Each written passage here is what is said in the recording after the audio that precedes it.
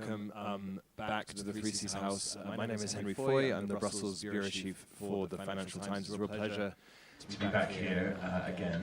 We're going to talk about space this morning, and to kick us off, we have a message from a very important person, an astronaut, indeed, someone who knows far more about space than I. Sławomir Wisnowski, so without further ado, let's listen to Sławomir. Good morning, everyone, and welcome to Three Seas Hub in Davos, organized by the Polish Development Bank together with Atlantic Council. Unfortunately, I am not able to join the panel discussion this year as I am currently in the United States, attending a launch of Axiom mission towards the International Space Station, on board which there is my colleague, my Swedish colleague from the ESA astronaut selection of 2022. This also shows how dynamically the global space sector is evolving, and I am proud to be able to watch one of my fellow astronauts launching just over 1 year after his selection. The title of today's discussion is Beyond Borders, the Space Industry and Technology of the Future. With my education and my professional experience spanning over 4 countries in Europe, I truly believe that science transcends borders and that international collaborations provide a common goal to look into the future together. Beyond doubt, space is one of the fastest growing branches of the industry towards which future economies are evolving. All space sessions as one of key priorities of the World Economic Forum are the best testimony for that. I would like to warmly welcome all panelists of today's session. We are honored to have with us the Director General of the European Space Agency, Dr. Josef Aschbacher. His presence shows the importance of Central and Eastern European economies in shaping the future of the European space sector. Within the past 15 years, multiple countries of the Central and Eastern Europe joined the European Space Agency. Together with ESA, these economies and these countries have big aspirations in developing technologies of the future.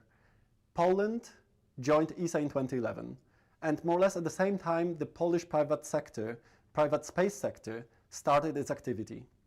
After over 10 years of development, we can mention a couple of amazing success stories, which examples we can see in today's panel. ESA has very ambitious programs for the next decade to come. To mention some, human and robotic exploration missions, as well as contributing with space technology towards the future of European society. I am confident that common science projects will unite Europe and will inspire talented young people to pursue their careers in technology and science. I wish you all great discussions resulting in future projects, as well as an amazing time in this beautiful place in the Swiss Alps. Thank you.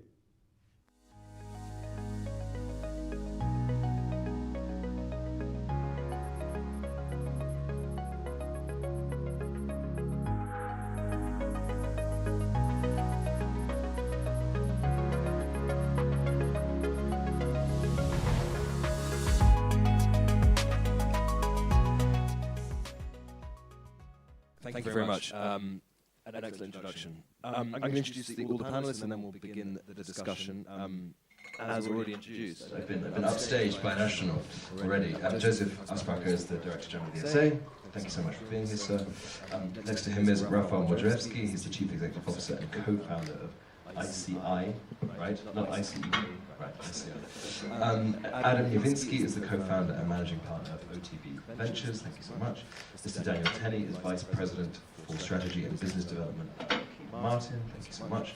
And last but by no means least, Grzegorz Zwolinski, co-founder and Chief Executive Officer of SatRev, and also a member of the Program Committee of the Polish Space Agency. This is a really interesting panel. It's something that I am very keen to learn about. Joseph, I wonder if you could start. Just could you put the sort of the industry in the Three Seas region in the global context? Where are we? Where were we before? And where do we want to get to? No, thank you, and very nice. Good morning also from my side. Very happy to be here in this 3Cs meeting, which is really quite an important meeting. But let me just pick up on what Slavoj, the astronaut, project astronaut of ESA, was saying a minute ago. As you know, his friend and colleague Markus Wandt is launched today to the space station on a flight on SpaceX with Axiom, where we have made an agreement on one side with Sweden, on the other side with Axiom, to be able to fly what we call reserve astronauts, and Markus Wandt is one of these reserve astronauts from Sweden, and also Slavoj, whom you have just seen here on screen, is another project astronaut of ESA, will be next in line to fly to the space station.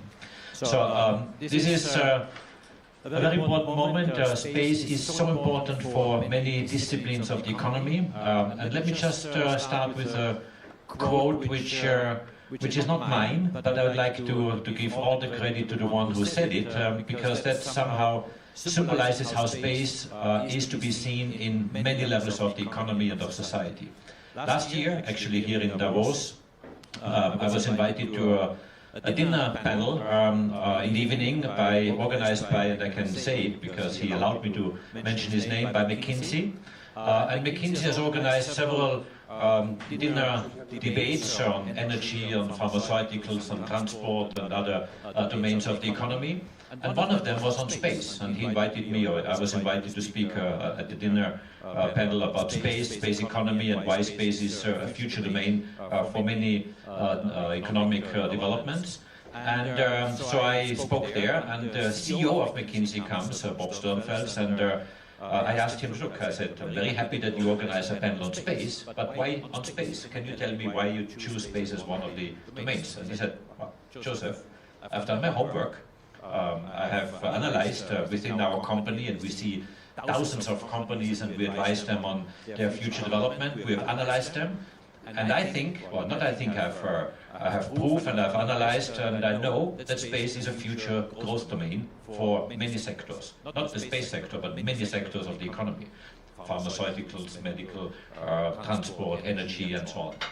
And he said, what I'm doing is, when I go to meet CEOs of big companies, in China, in Shanghai, in Africa, in Europe, in the US, or in other countries, I provoke them and I say, look, are you using space in your pharmaceutical company or in your tourism company?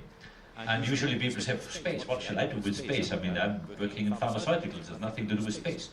And he said, look, I have done my work, and you could do this and that. And then he sits down with these people, and they realize, oh yes, if I'm not using space, I'm not fit for the future. I'm not innovative enough, and I cannot compete with other companies in 5 years or 10 years from now. And he said, I have a lot of evidence that many segments are completely underutilizing space today in their domains. And I think this also applies to the 3Cs countries. The 3Cs countries, and here I have to say, I would like to thank Poland for having been waking up to the reality of this potential, and have massively invested now in space, thanks also to Slavoj, who is a good ambassador for space in the 3Cs countries, not only in Poland, obviously in Poland, but I think his reach is much wider. But Poland has recognized importance, and I really appreciate the investments they have made through major contributions to ESA, but also in other domains. And I think this is something I would like to leave as an introductory message to the 3Cs debate, that space is a domain of the future, it's a growing domain. The economic prospects are very good. We are going from 460 billion US dollars of the size of the space economy today to 1 trillion in the next decade. There's a lot of potential, and we should use it widely in the 3Cs countries, in the 3Cs context, and that's a future domain where I think these countries can particularly invest and find opportunities. Thank you so much. Rafa, you've founded and launched one of the most successful and if I may say so in a professional sense, coolest space companies in the 3Cs region. Could you talk a bit about that personal experience of yours? I mean, as somebody who was doing this before, perhaps it became so mainstream. I mean, the opportunities that you saw, the challenges that were along the road. I mean, could you talk a bit about that so people can understand sort of what it's like to launch one of these companies in the region? Of course. Thank you very much for having me. Thank you very much for coming to this panel so early in the morning. And yes, you may say so, it is the coolest company. Look, I think we can take the story back 12 years, 2022, 2023, 4 years right now, and then we started ISA basically around 2010, 2012. Back then, the whole idea of commercial space was quite new, especially the whole idea of what we call today new space, which is space being sort of engaged with smaller players that have not done this, players that don't have so much governmental backing. And I remember, back in those days, the whole industry really emerged out of a set of university students that decided that things can be done differently. That decided that things can be done in a smaller way, in a way which is faster and less expensive. And it's going to not be as much better as it's going to be different, and it's going to be, it will augment whatever we have in existence today. And those students, myself among them, my co-founder Becca, decided that we will venture into the unknown a little bit and try to convince others that indeed you can space not only is exploration of Mars or exploration of moons of Jupiter, but also is something that we can use in our everyday decision making, in our everyday lives. And there is a way to create businesses that are financeable around this particular domain of industry. I think the early days were very difficult. A decade ago, I'm very glad to be part of this discussion. I'm very glad that there are so many space-related discussions here at Davos, because it shows how large of a leap we have made over the last decade. But I can tell you, people have been asking me back then, why on earth would you try to set up a startup around space? It's impossible. Nobody is going to finance it. It's so capital intensive. It's only possible for large established enterprises that have whole governments behind them, like Airbus or Boeing, and you shouldn't really even try. And I think I'm really glad that we kept on going and we persevered. And I actually am happy to be speaking on this panel with Adam. Adam is one of our early backers, and so is Isa. And I think back in those days we have managed ultimately to collect a relatively small group of early believers, and those early believers have propelled many of us, myself and Grzegorz included, forward and allowed us to go through those difficult times. So, how was it 10 years ago? 10 years ago, nobody believed that space is really going to be an industry that we should care about. I think that, I would like to say that today this has fully changed. I think it's changed a little bit, but there is still quite a path ahead of us. Thank you so much. Interesting you said. When you started, people said, why on earth would you do that? It sounds crazy. Plus, nobody would finance you. Somebody did finance you. It's like, why were you so crazy to finance him? I mean, I guess it's chicken and egg, right? At the start of the industry, financing also is nervous about it, also is wondering about what the growth. How has that changed in the last 10 years? So again, thanks for having me today. And just to answer your question, so yes, we had a pleasure and an honor to get to know Rafael something like probably 7 years ago now. So it was 2016, no 17 or whatever, quite some time ago. So anyways, we met Rafael, and if I say what would be the main reason was his belief and his enthusiasm. So he was so passionate about it. He was so convinced that he's going to make it. That it helped us to make this decision. And yes, it wasn't easy at that time. For us, it was one of the largest investments on the beginning of the fund in space tech. But we felt that if there is anyone who's going to make it, it's going to be actually Rafael, and we were not wrong. But this is, I would say, that's the way you invest in VC. You need to find people who are going to deliver against all odds, because there's nothing like a smooth ride of a startup. There's nothing like a startup that's just going like that. Unfortunately, or fortunately, it just doesn't happen. So you need to back those who are visionaries, but also capable of delivering and executing. But to answer your question, like the environment has changed substantially over the last 6 years.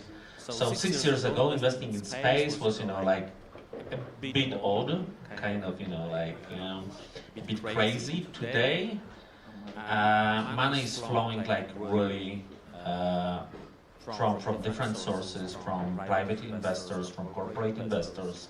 The industry is growing, like the industry is growing probably 9 to 10% year on year, and it's already sizable. Like if you look at some of the statistics, it's probably already like a $500 billion. So it is a sizable industry. Though for many, they simply don't see that, because either they watch, like the launch of a rocket and in TV, and like, wow, that's cool. But then many of those assets are either, like in space, or hidden somewhere in the ground, but not really in the center of the city. So, and then if you use those technologies, very often you don't really recognize you're using them. And of course, like GPS or satellite communication would be something obvious these days. But referring to what Dr. Joseph said, like actually many industries start to use that. Unfortunately, not all of the CEOs, not all of the corporates are treating this seriously, but more and more are. Pharmaceutical industry. This is going to be big. This is growing dynamically in space manufacturing. And of course, like at the beginning it sounds a bit crazy, but it's actually happening already. I'm quite keen to talk about this idea that making things in space. But Daniel, I'm very interested in hearing. I mean, obviously Lockheed, US company. When people think of space, they think of NASA. They think of the US as sort of a moot at the top of the market. When a company like Lockheed looks at the 3Cs region and thinks about space, I mean, where do you see it in the sort of global picture? Yeah, that's a great question, and I'll just say, Joseph and I share a lot of backgrounds. I spent 27 years of my life in NASA, and so I have a deep love in having worked for the civilian agency, and now with industry, seeing how space is changing our lives. And I think there's a few elements that are really important, and Adam touched on a couple of them. Space actually helps us in our daily lives on Earth. It's not just about understanding the origins of the universe or understanding where we can explore different planets to see if we can habitate them one day, but it actually improves our daily lives. And so, for example, the global positioning system, there are 4 billion users worldwide that depend on the global positioning system for things like navigation, timing of financial transactions and related. The economic impact of the global positioning system is over $300 billion a year. It's improving how we do things. And so when you think about it, I tend to think of space in kind of 3 realms. One is how we connect. So we connect people through the internet, for example. We use commercial civil internet. We also have mil-satcom systems that protect our warfighters in times of conflict. They're protected, to make sure that they stay connected to systems and applications. We also protect people. And so if you think about weather systems today, well, the GOES and other satellites that are actually operating in space give us early warning of weather. They tell us of disastrous events, things like wildfires that we're working on, or even just massive storms that will come that will impact us. If you just look back 100 years ago, we didn't have any of that, right? So we help protect citizens through space, and we also provide, military constructs, early warning, early missile warning systems, intelligence, surveillance, reconnaissance systems, things of that nature. And then we explore much more on the civil side to understand the realms of the universe and things like that. When we think about these regions in particular, we've seen the conflict in Ukraine. We understand that the tragic event that's occurring there. But if you look at how space is being utilized, it's totally changed how we think about protecting citizens. And really, that's fundamentally what it's about when you think about the military defense sector, is how you protect citizens worldwide. The reality is we can have adversarial actors out there that we need to protect. And we can have adversarial events like nature, climate change, and those sorts of things. And so space is an economic engine, but it's also a capability that's helping us to live better lives, improve our lives here on Earth, and to protect our citizens. That's what it's fundamentally about. If you just kind of track humans, you can think of, we've been traveling on the ground for a long time, and then we went through the air sector, and now we're even higher, right? And we're up higher in the realm of of living and sustaining life with the International Space Station and other aspects. And so really space is about life here on Earth. And I think that's what's so important. It's important to this region. And I think, Adam, it's why we're seeing more companies there, and we're seeing the government step up, as Joseph's touched on, of understand the importance of improving our life, and also understand the technological advancements that come from countries that invest in space. Thank you so much. Grzegorz, I'm going to ask you, everyone's been very positive so far. Could you talk to the challenges that are still there? I mean, obviously, the industry here in the region isn't as developed as it might be compared to some of the bigger global rivals. I mean, could you talk about some of those hurdles still? Yeah, so first of all, thank you for having me. And on the beginning, I want to say that we are in the future. In Poland, Poland did a really big step forward. We pledged, I don't know, 460 million euro in the next 3 years for space as a country. So this is great, great move forward. Last year, there was rumors, we were preparing for this, and it happened. But nothing are happening without the people. And I know here on there's one lady, Ms. Beata Daszyńska. She's behind of all this success in Polish space ecosystem, and she was the early believer. I was working with her like, I don't know, 4 years or 5, and she was always trying to encourage space ecosystem in Poland. And right now here we are in the future. We have a chief of ESA here with us, and we are looking forward to develop Polish space sector. So right now we have different problems than we have before, because right now we have to mobilize as a country, as a companies, and actually start to think about big things, and start to imagine how our Polish space sector, how our Polish space ecosystem should look like. And I totally believe that the Polish businessmen and Polish engineers will do great things. Right now, a lot of projects are starting. I hope soon Sławosz will fly also to International Space Station, and he will inspire also more Polish entrepreneurs to start their business. I totally believe that because of it, we will have more capital in Polish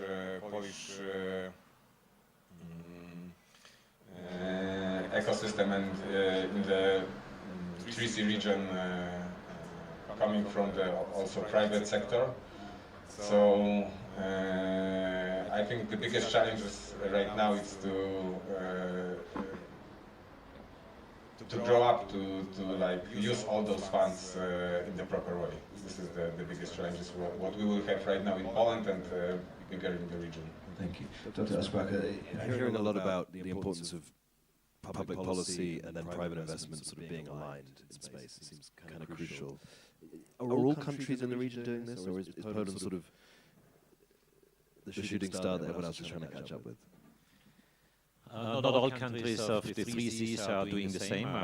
Actually, some of them are members of ESA, not all of them are. So this is certainly something that I look forward. Many of them are in an associate status to become future members. But certainly, among those countries, there are very few who are quite active and proactive in investing in space. And certainly what Poland decided last year with these major industrial investments, or the push giving to industrial investments through the ESA funding which was contributed, I think is a very important signal, and I really hope that this signal is not only heard but replicated in other countries of the 3Cs and do similar things, because Poland really once more compliments to the future orientation of this decision, because this is not something that maybe is paying off tomorrow. This is investment into the future, and this is one of the challenges or warnings I really would like to mention here as well,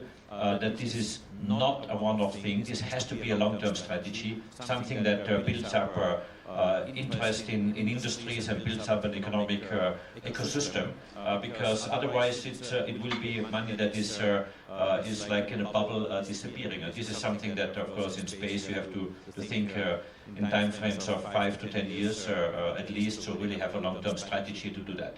I know Poland has that, but if I can ask to the other 3 Cs countries, some of them are having well-established long-term strategies. Austria is one of them, with a member in ESA since a longer period, but some of the more newer countries from the former Eastern Bloc or the eastern parts of Europe, I think they are looking really at this experience now of Poland and see how they can establish a long-term strategy and a long-term investment plan.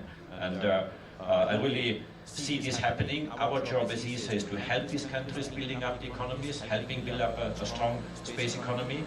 It will happen, but it needs the countries to have a sustained long-term commitment in terms of a strategy and, of course, future investments to come. And this, I think, is necessary, and this is one of the elements I really would like to leave here as well. Just as a follow-up, but I'm also keen for the other panelists to jump in on here. What, in your opinion, caused the Polish decision to go all in on space? On one side, certainly the membership of ESA, as we have just heard before. Poland actually last year celebrated its 10 years, although it was more than 10 years, but the 10 years could not be celebrated during COVID.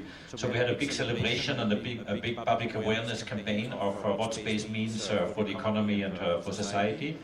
Certainly also the selection of Slavoj as a reserve astronaut, as a future astronaut candidate, has been a milestone, because that, of course, draws attention to the topic of space, and everything linked together with, I would say, good estimate of the future potential in the economy and what it means for society, economy, including security, by the way, Poland being next to Ukraine. I think all these elements put together have made it realize, and of course we should ask the Polish government, the representatives who will know much better, but what I got from interactions is that this was really elements that led to a recognition of space as a future investment, as I just mentioned before, and something where Poland would like to establish its footprint, being a leader in the 3 Cs regions or in the Eastern European countries, and be really a model, a role model also for other countries to follow. And I think this is something that I highly acknowledge and appreciate. And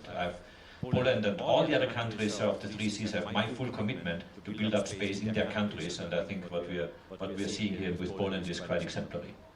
Do you guys agree with that? A mix of security, economic development, and then wanting to have something pretty cool to sort of celebrate? Yeah, so I think that is true. But what Grzegorz pointed out is very important. At the end of the day, it all starts and ends with people. I think the society at large should be educated, must be educated, and only once it's educated, you actually can start moving the bigger rocks. But you've got to have those leaders. You've got to have people that believe. You've got to have people that will try to persevere against all odds. And they are going to be the ones that are ultimately going to push this. And if you are in a situation lacking enough for yourself and for the nation, where there are several of those people, people like Slavoj, people like other people in the government, and they can come together, then I think great things can happen. And the truth is that the Polish situation, I think the change in financing is an order of magnitude, right? So the jump is actually quite substantial. And hopefully with this jump, we will be as proud of a member of ESA as Austria, and produce as great space minds as Austria. And maybe one day one of them will become a DG of ESA. I think we are actually seeing a kind of a bit of awakening of Europe when it comes to space tech. So definitely, to be honest, Europe is a bit lagging behind. The US. US, and we also see China spending billions, like God knows how many billions, but a lot. And of course, they spend this on the governmental projects. It's not private, or even if it's called private, it's not private.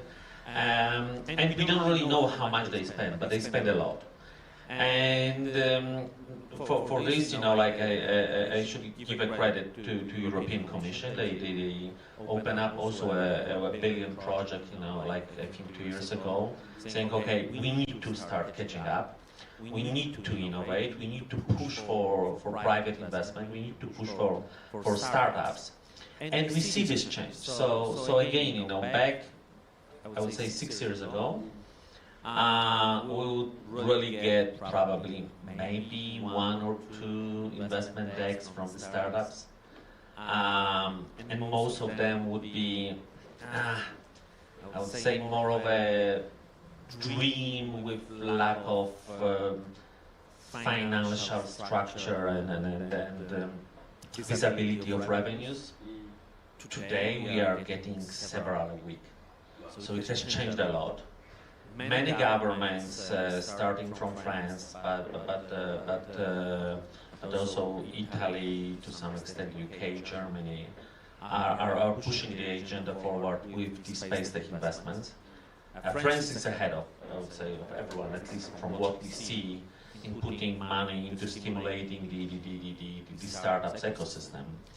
But I would say that we still need to do much, much more. And I wish that ESA would have a similar budget to NASA.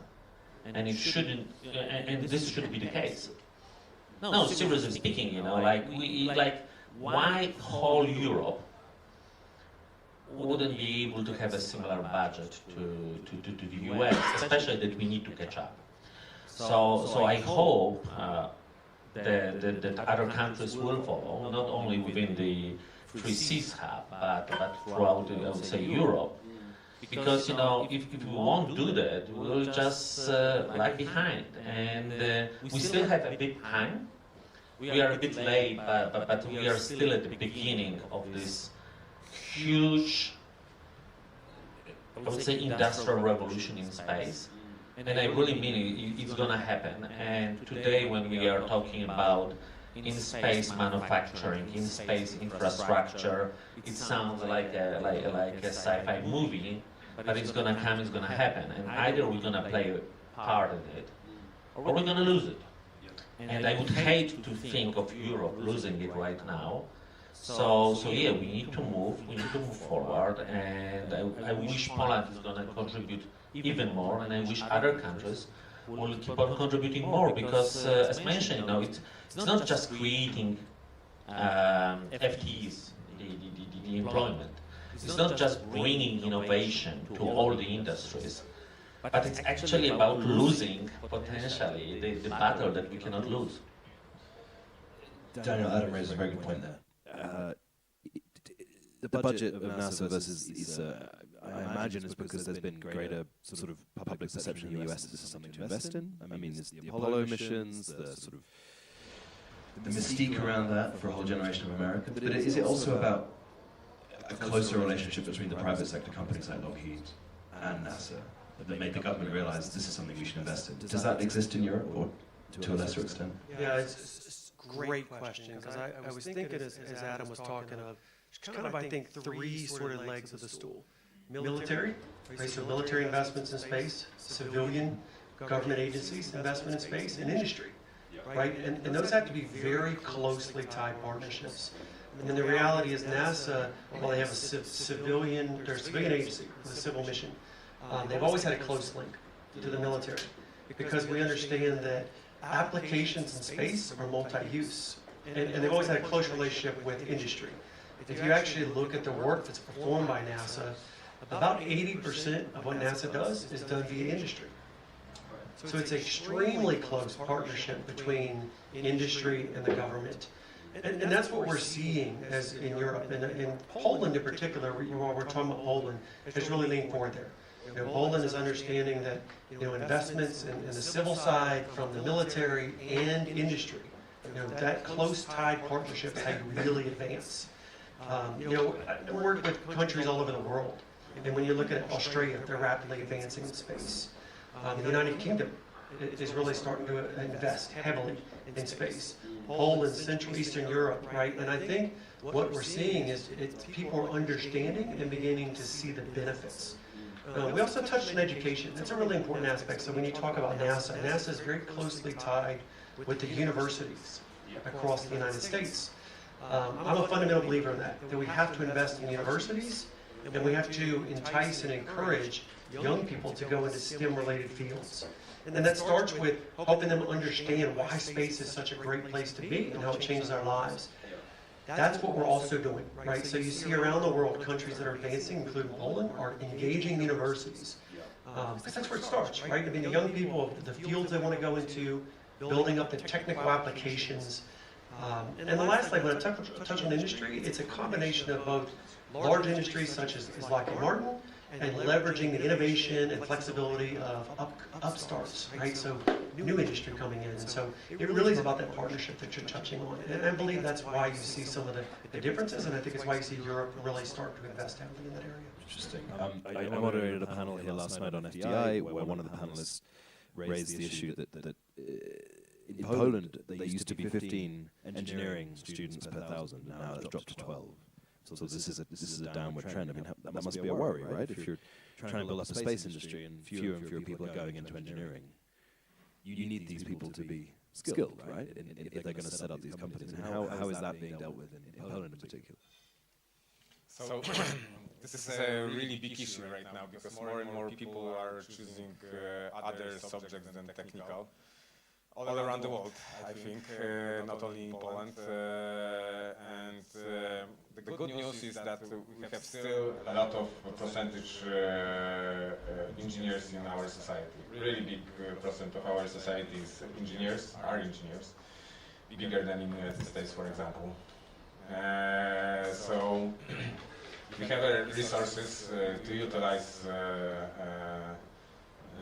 in space, but still we are looking for new bright minds, more and more people, because Poland right now growing tremendously. More and more people coming from other parts of the Europe and from the world to Poland, and so it's easier to even hire in Poland Italian people or people from the US. So this is from Spain. So this is I think on the bright side of this equation, but from the second side, Poland should put more efforts to promote technical projects, technical studies, and I think what Sławosz is doing right now, this will be like an example for the young people to choose more technical subjects, and we will have more engineers in the future. Right now it's going in the not good direction. The statistics are not positive for us. It's interesting what Daniel was saying about the three legs of the stool. Sometimes I often wonder that Europe is a little squeamish about military spending, about defence, public spending, and we know this is something that we've talked about a lot since the full-scale invasion of Ukraine. Europe should be spending more on defence. Does the space industry have a problem that there is this pushback sometimes, and people say we should be spending money on schools and hospitals and social security nets, not satellites and rockets? Things like that. I mean, is that about public perception too? Is that about getting people like Sławek on TV and people being like, wow, okay, space isn't just about boys spending money on big rockets, it's about developing pharmaceuticals.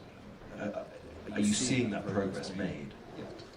I mean, it's always a difficult debate to convince decision makers, politicians to invest in anything, whether it is space or schools or hospitals or whatever it is. And I'm doing this almost on a daily basis, because my job as DG is, of course, to prepare future programs, future funding. We had a ministerial conference in November 22, which was enormously successful. And let me just recall the figures just to put the financial part of it in context. I fully agree with what you said. I wish I would have the budget of NASA. This is something that is always my benchmark. We're getting a bit closer because we are on an uphill trend. But in November 22, at the last ministerial conference, we just came out of COVID, as you all know. We had double-digit inflation rates in several countries. That means the economy was not in a very happy state. We had really fear of economic downturns. My job was exactly under these boundary conditions to lobby for funds or convince decision makers that money is needed for all these space projects. I have to say, the arguments were well received. We got 17% more than the previous ministerial, which was pre-COVID, despite all the circumstances which have not been very favorable. But this also shows to me that space is recognized as a major growth sector and something that helps the society and the economies of the countries to grow and to be more resilient also against the crisis which we are all facing. Yes, it will always be a challenge, and we know the current budget situation in some countries in Europe is not a very easy one. It will always be a challenge. But on the other side, and there I really take the good examples of US as one country, but also China, India, UAE, Japan, and many others, where I see an enormous growth in the space sector, and for very good reasons. They're not doing it for the fun of it, sending some astronauts to somewhere, which of course is a very visible element, a very important one, but simply the space economy has been so deeply ingrained and integrated into daily life that it's absolutely necessary to be part of it. And you cannot just imagine a day without satellites, without space, because then everything would literally collapse. So I think people realize the importance more and more of space as an essential element of our well-being, of our living standard, of security. And yes, I think this is the strongest argument which we have to make people realize that there's growth opportunities, it assures security, it looks after climate change and many other elements that it is so important. And that's why companies like Adams are investing in it, and this is what I also would like to see more and more private money flowing into space. I'm keen to get questions from the audience, but just while you guys think of brilliant ones. Obviously, I work in Brussels, and I see how there are certain aspects of policy that governments in the EU are willing to kind of share. The obvious one would be monetary policy with the euro, or border policy with Schengen. And some aspects that they're really not keen to share. Defense at the moment is sort of this constant battle to try to get companies to. We keep hearing, let's make a European Airbus, right, in defense, and everyone goes, yeah, but maybe not, because I quite like having my own capabilities. Is space in the defense category? Countries want to keep their own capabilities because they're thinking about security, or is it in the Euro monetary policy space where people want to share and learn from each other? What's your perception in terms of Europe? This is to anyone who wants to jump in. I mean, are countries willing to work with each other on space, or do they want to keep their own national capabilities? I think it starts to change, and obviously, like we still see a lot of this is mine, this is mine, this is mine, and do not touch it. I think a good example is NATO Innovation Fund. This is coming. This is coming in a big way, and I think it's not only pool of money, which again is helpful because this is going to be a super smart investor. But I think there is one thing that it's going to change, and it's changing already. It's so-called dual-use perspective or perception. So 3 years ago, when people were hearing dual use, they heard defense. When they heard defense, they got scared and they were running away. It has changed substantially after Russian invasion in Ukraine. People start to think, okay, maybe actually we need some of this dual use. And this dual use, it's for protecting people, protecting borders, for the security. So over those last 3 years, dual use has changed completely its perception from something that people were not even willing to talk about to something which is perceived as okay, we need dual use technologies, and the dual use technologies are on the rise. So, and this is more actually collaborative because again, trying to protect, space tech for one country doesn't make any sense, obviously. Yeah? This is global tech, by definition. Actually, I have a strong belief that the good tech is global. If it's not global, it's probably not good.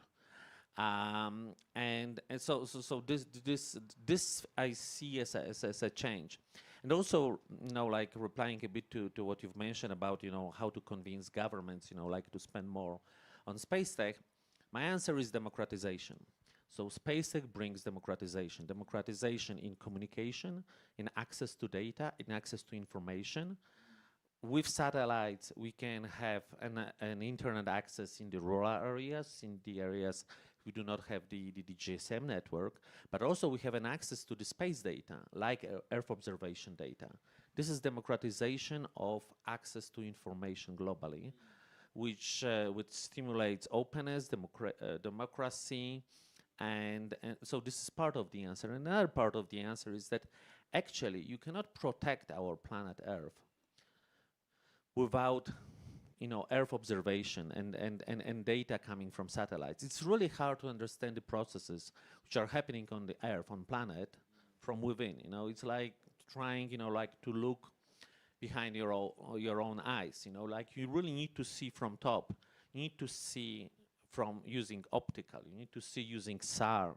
You need to see using infrared and many others, like sensors to understand what's happening here in order to protect it. Henry, just a comment, I think it's a little both. It's a little bit of both. I mean, so individual countries, if you think about military applications, have military, and they want the ability to have sovereign capabilities.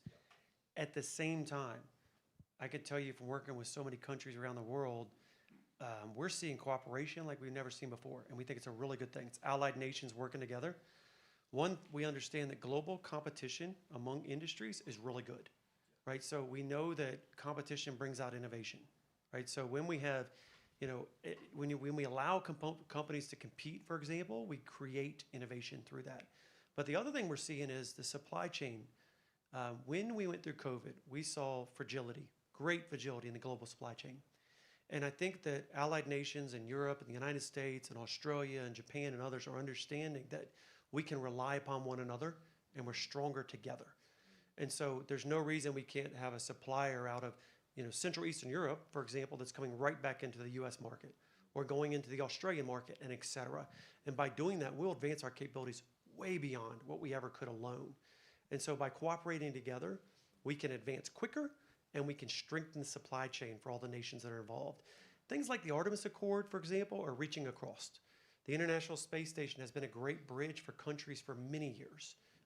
We often used to say when I was in NASA, Joseph, that the International Space Station was the one place we could collaborate no matter what was happening around the globe.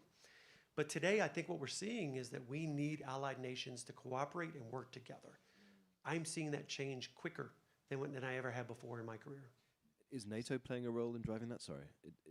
Or is NATO sort of taking more of a backseat? They don't want to make it look too defense-focused? Yeah, I certainly think NATO is helping us with cooperation. Right? It's opening up the door to share technologies and capabilities across. So certainly, I think the answer is yes. So from my perspective, countries are collaborating less than more, like it was in the past. For example, Russia, China, we have like separate blocks of power emerging all around the world. More and more wars are happening in the Middle East, in Europe, and everywhere actually. So this is not a good sign. But in Europe, I think the integration is progressing, and I hope that when we will make a few steps forwards, space will be like one of the first domain what Europe will sponsor with the full amount of money, which is right now going from separate agency, and I think we as a Europe, if we will stay in Europe, and Europe will survive this transformation, I think we'll have really big capabilities in terms of space and other sectors. So, yeah. Do you agree with that? Do you see countries in Europe all working together, or could they do more? Actually, both is happening. There is a stronger European cooperation, and I see it in this context. Our budget is increasing, as I mentioned before, and that's good. And we have new, really ambitious programs where Europe is showing its strength, its capabilities, and this is really great. I also see a bit the opposite, that there are some national, and this is mostly related to the security part, that the security part obviously is still a national domain. It's not yet a fully European domain, and this is at the core of this discussion. So yes, I see both, but being a true European, of course, I see as a really long-term way forward, as the only way forward for Europe to really better integrate its capabilities. There's excellent capabilities in many of these countries.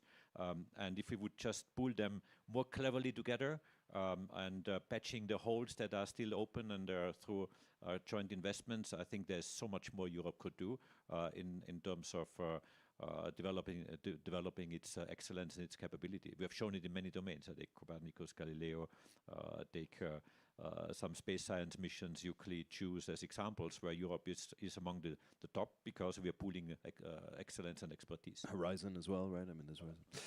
Any questions from the audience? I'd be very keen to hear from, yes, a gentleman in the front row. Do we have a mic? There we go, thanks. If you could introduce yourself before you ask the question, that'd be great. Victor Schmidt, NetGuru, based in Poland. Question for Rafał a little bit. So ISA is based headquartered in Helsinki, which is, I think, technically outside of the Three Seas region. What do you think Poland and the region as a whole can learn from Finland, and what kind of support did you get from both the government and all the different institutions and I guess the tech and space community there? Right. So, yes, I think indeed Finland is outside of the Three Seas sort of group of countries, although it does border with Baltic quite a lot. So perhaps we should rediscuss this at a certain point. But it was somewhat of an accidental situation that ISA was born in Finland as it happened. As you know, Victor, I'm Polish. I moved there to study at the university as part of the Erasmus student exchange program, which, by the way, every single time I want to emphasize as one of the greatest achievements of the European Union, and I think it should be subsidized further and invested in furthermore. Anyway, I ended up studying there for a year, and that's where I've met my co-founder, and we did start the company at the university. And since we were there, that's when it emerged, and the headquarters resides there. It is a truly international company today. I think it's worth mentioning that we've got a huge office in Warsaw, a big one in Spain, one in the UK, one big one in the United States as well, right? So there's 700 people in ISA spread across the world. But there are a few things indeed in Finland that have helped the origination of ISA. There was an investment capability that existed over there through a public mean called Techas back in the days, which is Business Finland. And I think that's something that we should still try to sort of look into a bit more, because I haven't seen an exact sort of similar type of financing being deployed in other places. What were the unique things of it? Look, when we started, myself and Pekka, the technology itself behind the company did not exist. So somebody had to finance the R&D part of the development. And that's, as Adam probably can confirm, that's not something that VCs very easily take on themselves, right? Usually you wanna step into a startup when at least some foundation of the technology exists. And then the question is, all right, if there is a group of people that want to develop something new, and every new innovation starts with developing something new, who is really going to pay for that? And I think if you look at this sort of return analysis or return on investment analysis, it's going to always be difficult for financial investors to invest in R&D in the early stage, because how will they realize that return, right? However, on the other hand, nation states can and should take that risk, because even if the R&D itself is failed from the perspective that it doesn't reach the goal of the innovation that it was supposed to, you still have realized all this financing within your country, and you still have invested in developing the future generation of scientists and innovators, right? There are countless examples of startups or of teams that have failed at one startup, second startup, third startup. I'm sure you know this from your own experience, that the teams don't succeed the first, second, third time, right?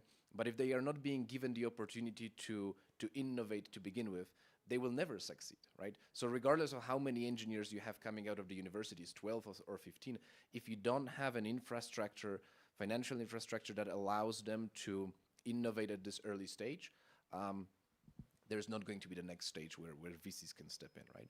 Here, I will say, a little bit challenging to Joseph, I see ESA's role majorly over here, and I know that ESA is doing this, where, today, the truth is that if there is no TechES, the next best place to go to raise this financing is European Space Agency, and I think that's a fair place, but it's not enough today, and maybe I will respond a little bit to why this is not enough in Europe in comparison to the US, is because a ton of this early stage innovative financing comes from the security domain in the US. You see Naval Research Lab, AFRL, Air Force Research Lab, right? So many, DARPA, so many investment mechanisms that are designed to support the fundamental research, which ultimately must happen somewhere, otherwise there won't be a startup, is linked to security-related domain. And I think if somebody believes that space is the only dual-use critical infrastructure, then ask yourselves, what are the railroads used for during the wartime, or the roads? Like, we are kidding ourselves. We think that the space is like, oh my God, we are going to use it for security-related items. Every single critical infrastructure is security-related, whether we like it or not. Great answer. Yes, there's the lady in the third row, and then we'll take the gentleman in front of her. Thank you. Thank you very much. Anna Burzukowska from the European Space Agency. I have a question to Joseph and to Adam. So by my rough calculation, this whole region is around, actually it's over 100 million people, European citizens. European citizens, that means the customers for satellite technology solutions, governments that are using this technology, the entrepreneurs that are growing in this region, such as Rafał, Grzegorz, they show the examples that brilliant companies can grow in this region. So the question is, it's a traditional question with a twist. So going forward, what are the low-hanging fruits for this region to develop the capability further, or to start developing the capability? And should they aim for the low-hanging fruits, or maybe a high-hanging fruit, given where the whole space technology and the whole space sector is going in this decade, including ambitious goals such as space exploration, in-orbit servicing, completely new domain that are going to be actually driving the innovation in the next 10, 15 years. Or even the extraterrestrial fruit. Sorry, that's a crap joke. When you go first. Low-hanging fruits, I think the ones that, especially for maybe newcomers or countries that are not yet as deep in having a space capability as some of the more established ones, are certainly in the downstream sector. The downstream sector is actually where most of the economy growth is happening.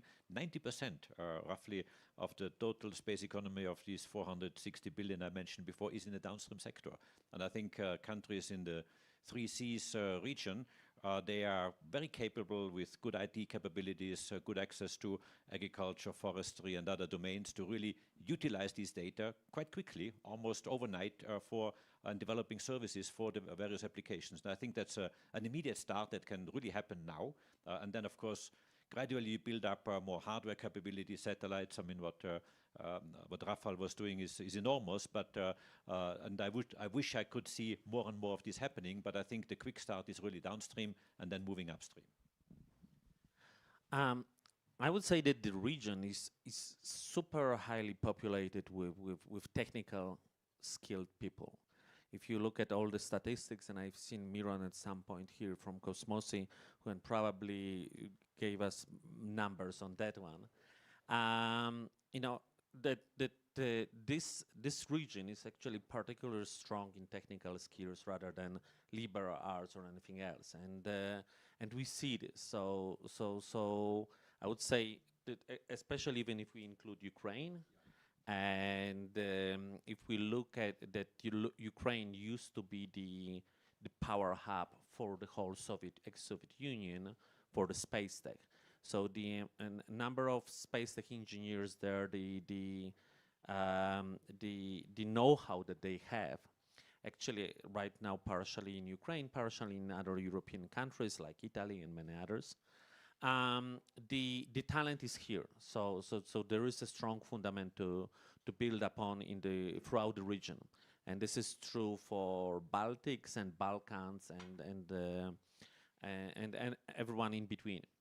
Having said that, like I'm a strong believer that you don't really go into the areas which are already populated with a lot of companies, and we as VC. Like 2 or 3 years ago, we've seen probably, I don't know, like a dozen decks on rocket launchers. And we said, no, pass, like it's gonna be a bloodbath. It's unsustainable, like, of course, like as an investor, you wish to invest in a rocket launcher because it's like the most sexy thing you can think of, yeah? It's like owning, in the past, 20 or 30 years ago, each and every P wanted to have a TV station in their, like portfolio. Like today, if you are in space, like you want to have a rocket launcher. And we've looked at all those investment banks. No, it's like it's probably a bit too late to compete in this space. So let's think of what we can do right now, which is going to be ahead of the curve. As it was already mentioned, like in space infrastructure, this is something which is going to be huge, which is going to be growing. And if you start right now, you better start in the area which is going to be big in 3, 5, 10 years time, rather than that the race is already on and hundreds or billions of money is being pumped up. You just crushed the dreams of all the people in the audience that wanted to pitch their rocket launcher idea to you. Just finally, we have time for one very quick question here. The gentleman who's been waiting very patiently. Adam, maybe if you can just talk a little bit about recent lunar missions and the varying degrees of success, and do investors understand the risk of space, and is that going to have a chilling effect on investment in space, or do you think they understand and accept that risk? It's a great question. It's a very good question because it's exciting, but it's tricky. So if we invest right now in younger companies, we of course like have this privilege of seeing how ISI has developed over the years, and like how bumpy can be this road. And when, for instance, when we are talking to some of the portfolio companies, they want to send a satellite, we are telling them you need to fundraise to send 2. Because like probability that one of them is gonna fail is actually quite high, and then it's a really uncomfortable situation to be in fundraising once your first satellite is a failure. So you better fundraise to launch 2 of them, and then of course the probability that at least one of them is gonna work, it's substantially higher. And then once you can prove that your satellite is working, do you establish communication and things like that, then, like fundraising gets obviously much, much easier, because up until you've got an asset in space that you can communicate with, everyone is saying, it's like, okay, like you can prove something in laboratory, but show me this in space. But the good thing is there are more and more investors investing in space, and we are actually taking the lead of bringing more and more of them, meaning bringing more of like venture capital funds that used to invest in e-commerces, marketplaces, and things like this, to try and put, like a few millions in some of those space tech companies to start to learn to get on this road, to get on this trip, to embark. And probably in a few years, maybe 2, 3, 5 years down the road, I'm positive we're going to have much, much more VCs and private investors investing in space. That's a great way to end. Thank you so much for all of your comments. I learned a huge amount this morning, and a great way to start the day. I wanted to say first thank you to the Atlantic Council, to BGK, and to all the team at the 3Cs Hub for organizing this. But most importantly, thank you so much to the panelists, Joseph, Rafael, Adam, Daniel, and Grzegorz. It was great. Thank you for coming. Thank you for listening. Take care.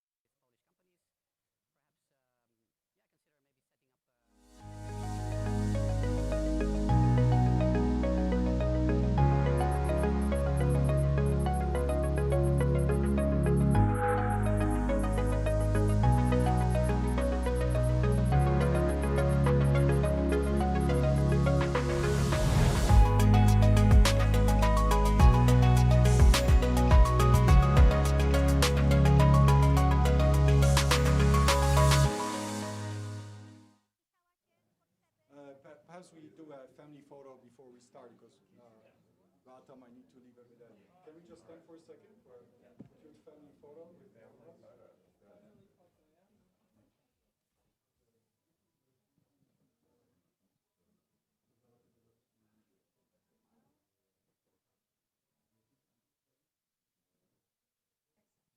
Perfect. Let's sit down.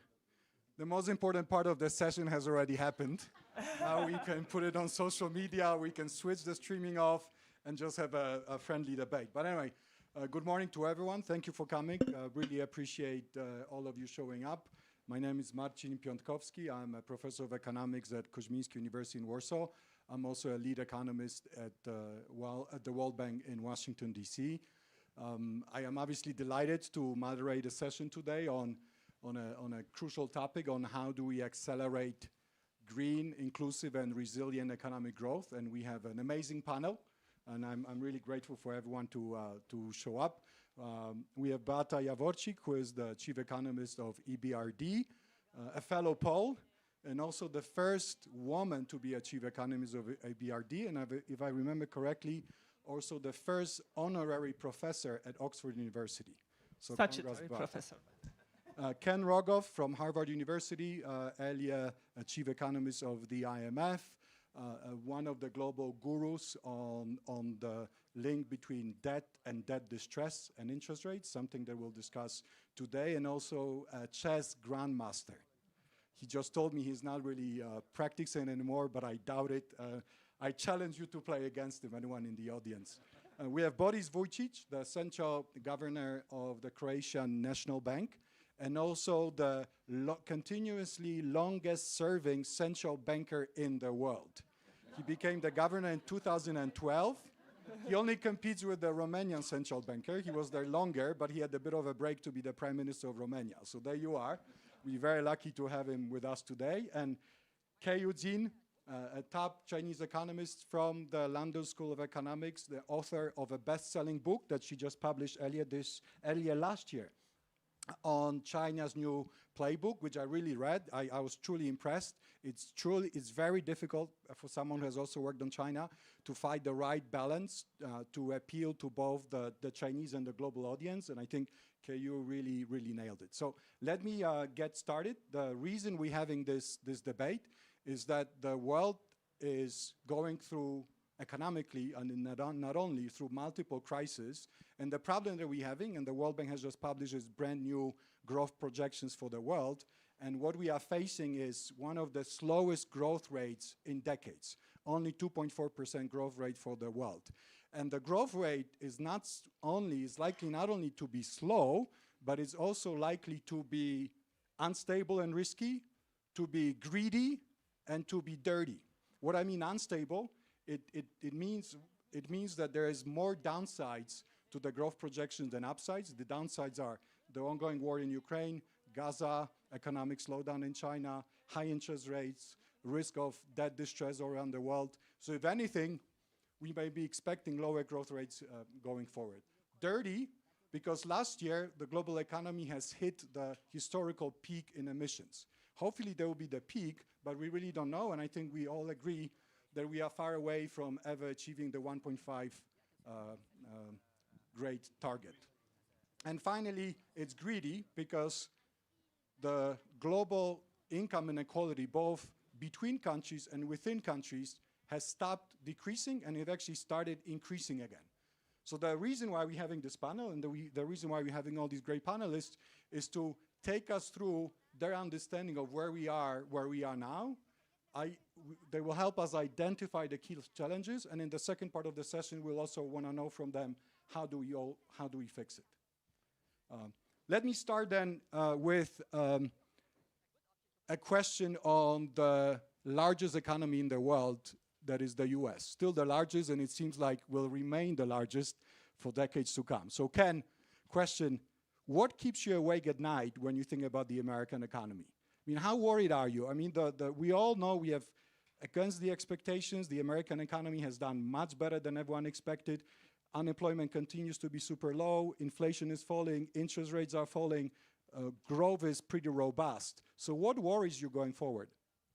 As the mic is live. Well, first of all, it's a pleasure, honor to be on with this great group of panelists. KU, your book's fantastic. I recommend it to everybody. It's a really unusual book. And I also have to compliment the World Bank that just released their growth forecast. As someone who was in charge of producing the IMF World Economic Outlook for some time, it's very hard to do. And the IMF World Economic Outlook's going well. And the World Bank over the past 5 or 10 years really raised its game. It's really excellent report. But the downside of that is it's pretty sober, where, as you say, the projection for growth next year is worse than this year, and after that it just gets much worse. I mean, who knows? But it's certainly the case. I think you made the point that for a long time, the advanced economy is a big political issue, very dominant among academic economists. They call it inequality, but it wasn't really. It was really communitarian inequality. So Americans would study inequality in the United States, but somebody in the 20th percentile from the bottom in the US is super rich compared to most people in the world.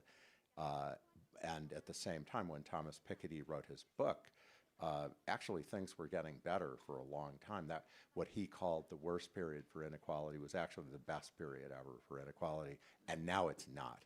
That, as you say, they're going in both directions. So you asked me what keeps me awake at night. I mean, you've got to be kidding. I mean, it's a pretty obvious answer to that question, being the election at the end, and frankly, of course, Donald Trump is completely unpredictable.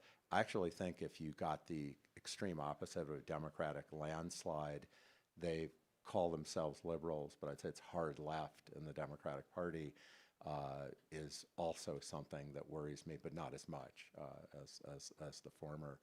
And in either case, our debt is on an unsustainable trajectory at these interest rates. And I believe we're going to have higher for much, much longer interest rates. That's the new normal. And we're already running a 7% of GDP debt. And you ask what's going to happen.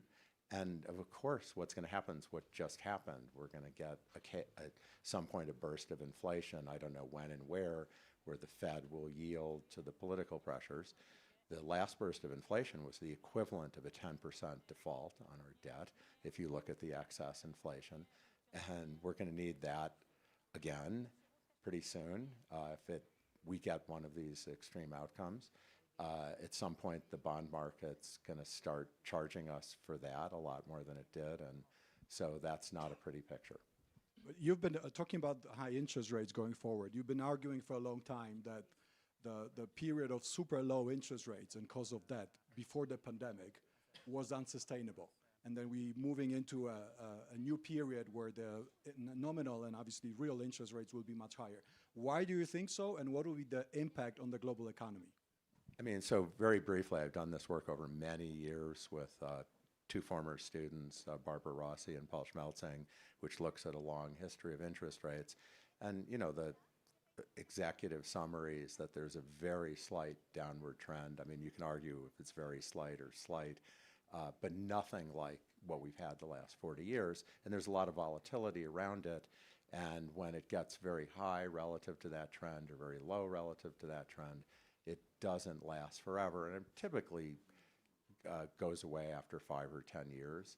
And so probably that's, as much as anything what's going on. The fundamentals, I'd be lying if I said I really know, because it's so hard to understand. But nature abhors a vacuum. When the interest rates are really low, everyone borrows. And borrow we did. And world debt, not just governments, whatever measure you look at, it's some, incredible record. We have increased populism all over the world, which has the good effect of redistributing income, but it also increases spending. The green transition that we're going to talk about, if it ever happens, will be very expensive. Right. Defense spending is probably going to go up, and on and on. So you're arguing that we're entering a period of much higher cost of debt, which will undermine green transition because it requires trillions of dollars of new investments around the world.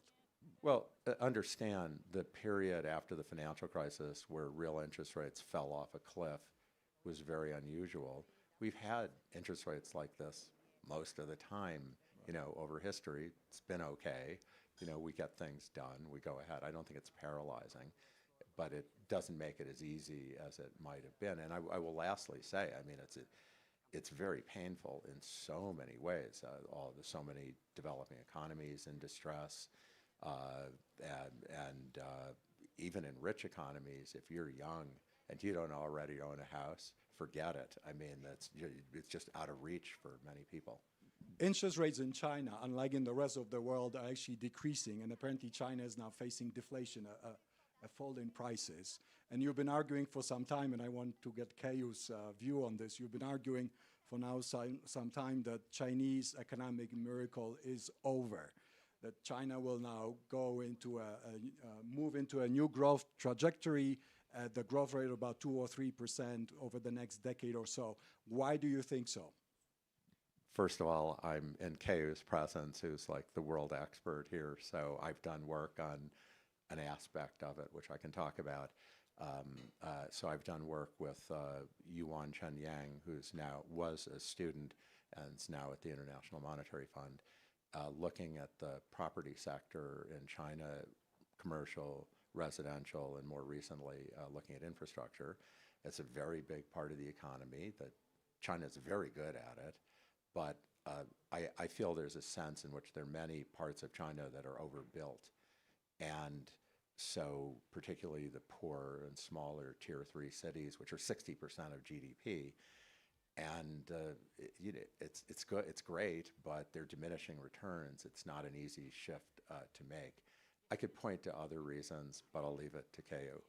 All right, let's move it to Kayu then. Do you agree that China's growth miracle is now over, and we, as many experts actually are arguing, because of diminishing returns to investment, because the sort of the demographic decline of China, because of political centralization, that the old Chinese growth rates are over? What do you think?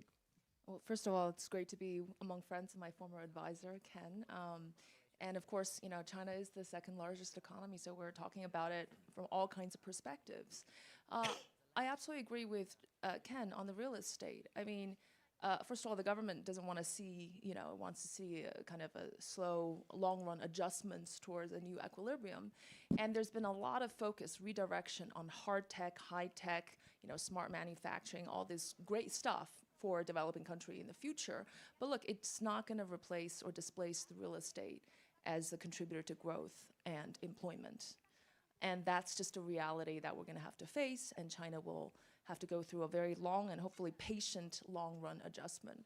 So in that sense, short-term growth rates, but you know, China is massive. So even if it keeps on growing at 3 to 4%, even if India grows 4 percentage points faster than China until 2030, China's still going to contribute, what, like 130 trillion additional dollars of GDP than India is. But just first principles, coming back to where China is today, you got still close to 1 billion people who's living under $300 per month, right? You got the eastern provinces that are already rich, high-income places. It's just the geographical disparity, talking about income inequality, a lot of it in China is the geographical disparity. You got the service sector that only contributes to 50%. In advanced economy, it's 80%. And China's betting on, of course, on the green transition and new energy and all that. I think what could potentially relieve some of that pressure is a government-led massive spending away from infrastructure, traditional infrastructure spending, into this new infrastructure. Is it going to happen? Apparently, it's going to amount to trillions of RMB, and that will happen. I yes think or no? yes, I think it will happen. Oh, all right, lovely. What about China just announced the growth number for last year, 5.2%, but a lot of people are a bit mystified why the growth was so fast, apparently in China, while, as we just discussed, the real estate system is in crisis, and Ken has calculated that it represents almost 1/3 of GDP. Unemployment is historically high. Exports last year, in dollar terms, have declined. So everything, it seems to be stagnating on going down, and yet China announces a 5.2% growth rate. How do you square the two?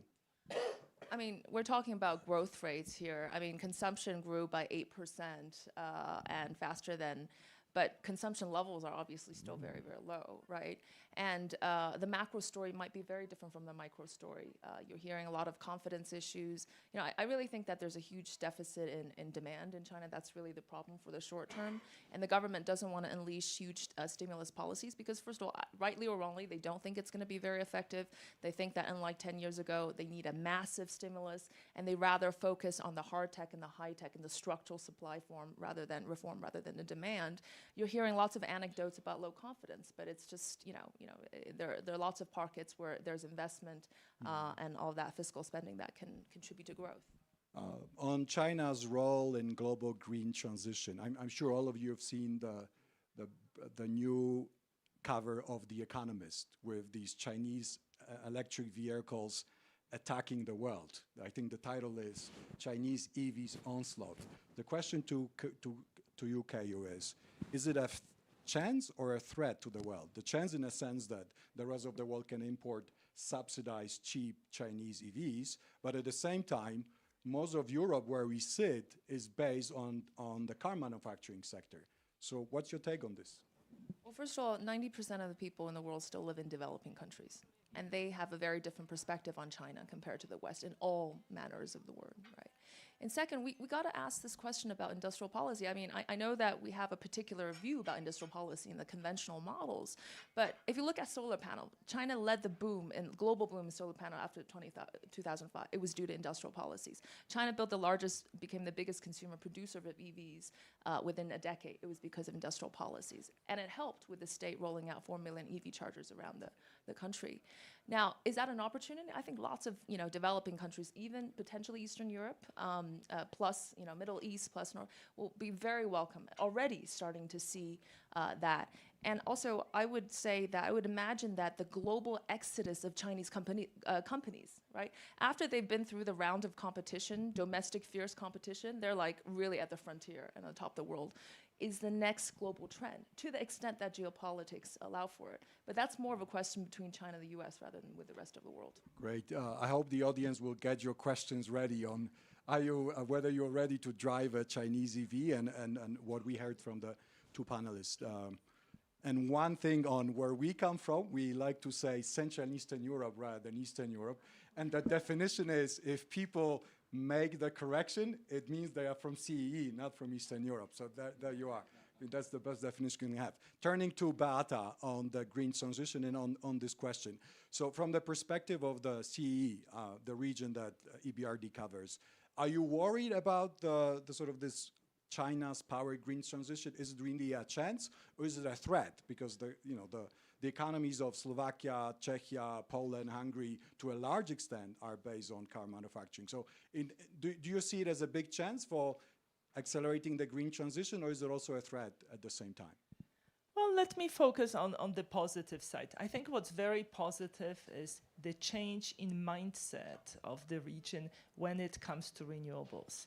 A couple years ago, green policies were viewed as something that was imposed by Brussels. And then after the war broke out, suddenly renewable energy became a key part of energy security because there was a realization that geographical diversification alone is not going to do the trick. And this change in mindset and the growth in renewable in support and investment in renewable energy means that in the era of reshaping global value chains, the region can capture a greater part of the business. Because before it seemed not very realistic because of, ETS system, the price of carbon, of emitting carbon is going to go up by design, and that was going to make the region much less competitive. So I think that's the first positive. The second positive aspect is services. Right? As firms are looking at their carbon footprint, they are discovering that Scope 3 emissions, that is emissions embodied in their supply chain, particularly in their outsourced ICT services, are actually substantial. And if you look at carbon intensity of ICT exports from India versus from emerging Europe, India is 3 times as CO2 intensive as emerging Europe. And that is a chance for Central Eastern Europe to export more services to Western Europe. A computer scientist from Bangalore has to fly to Berlin. From Warsaw, he or she can take a train. And this is a sector that has been actually quite dynamic in the region. So that's a positive side. Now, what keeps me awake at night is... In Davos. Yeah. Indeed. Is the observation that fragmentation of the global economy is, in my view, not compatible with green transition. You may recall that after the US introduced the CHIPS Act, China retaliated with export restrictions on gallium and germanium.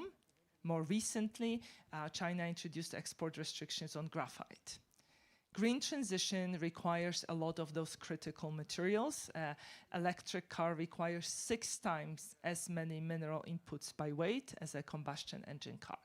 And there are many voices in Brussels now arguing for Europe following the US footsteps when it comes to policy vis-à-vis China. And I worry that this is going to result in greater restrictions on exports of critical raw materials, and we are going to find ourselves cut off from the supply. Particularly if Trump gets elected, I would then presume that the trade fragmentation will accelerate, and that will undermine green transition in the region and globally. And what is also very worrisome is that in many conversations, reversal of globalization or this fragmented global economy are treated now as a benchmark. And I worry that, any sort of additional shocks, and think about, now what's happening in the Middle East and the attacks on ships, any of those disruptions can push the world towards greater fragmentation, and it may become a self-fulfilling prophecy. Thank you. Boris, is the Central Bank of Croatia worried about trade fragmentation beyond all the Eurozone discussion we're just about to have? Are you worried about the geopolitical trends? Well, of course, I think everybody is affected, including the monetary policy, by that. It's a kind of a long-term trend. It started sometimes with the Obama administration already, then with Trump administration and the relations with China, it got worse, and now it's getting into a situation where pretty much everybody is adopting a kind of policies which are second best, but in a way are retaliating against the others' actions. If you look at it from the kind of a general welfare perspective, what you do might be justified, because if you have nobody has any restrictions, then this is the best world. But anybody introduces one, you do another one, could be actually welfare improving for you. But in the end, I think we will all suffer. And the way the central banks look at it is that most probably that lifts the what we call the R-star.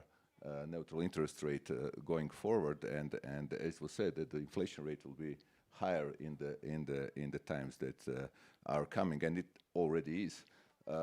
So at the moment, realistically, I don't see that things will improve. I see, for example, Europe with the kind of a 3-pillar policy that it has. One on the NGEU, the other one is this open strategic autonomy, in a way responding to what's going on in the rest of the world. And what I can see looking, let's say, 2 years down the road, we're only going to have more of it, because it's in the pipeline already, not less of it. Let's move to the euro.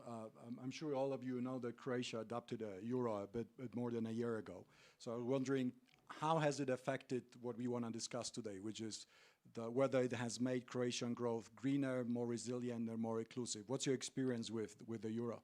Well, experience with the euro is primarily, as we expected, that it contributed to the reduction of the risk premium and made us sail through the crisis of pandemics and then the Russian aggression on Ukraine more easily.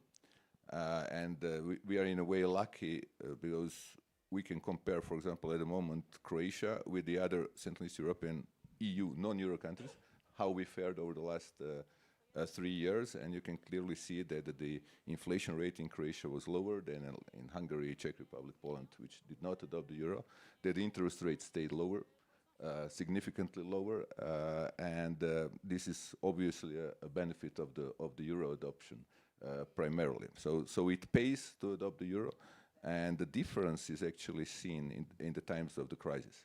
When the times are good, it doesn't really matter that much. Everybody's doing well. But in the times of the crisis, you can clearly see the benefit of being within the Eurozone compared to being outside of the big tent or the big ship. Yes. Yeah, I don't know if you know, but Croatia has been the best performing economy in Europe after the pandemic. For the first time, in fact, after 1989. So that's a big achievement. And I think when you go to Zagreb, I think they are now the two most famous Croats, Modric and Vujicic. Modric is the midfielder for Real Madrid, and Boris is here in front of you. So there. Now the question from where we all come from, Poland, Czechia, Hungary, we all having a debate, as you well know, about whether to adopt the euro. What's your take? What kind of argument you would use to the audience and to your colleagues in central bank to adopt the euro? I think these are the same arguments that I used in Croatia, where also a part of the population, political spectrum or economists was against the introduction of the euro. And the argument is, when you join the euro, you're basically joining one of the world currencies, second most important world currency. And there are clear benefits of having a world currency in terms of the cost of financing, risk premium, while the perceived costs of losing the monetary policy autonomy, if you are a small open economy, as we all are, of course Poland is bigger, but we are all basically small open economies in the world, and you're next to the ECB, you don't really have in reality that much of the autonomy. People talk about losing the exchange rate policy, but if you look over the last 30 years, nobody has been using the exchange rate policy really actively. Nobody was devaluing the currency 20% to regain the competitiveness. And what you've basically experienced as a central banker, what I experienced when we were out of the Eurozone, is that whenever there is a crisis, and the markets first pick you.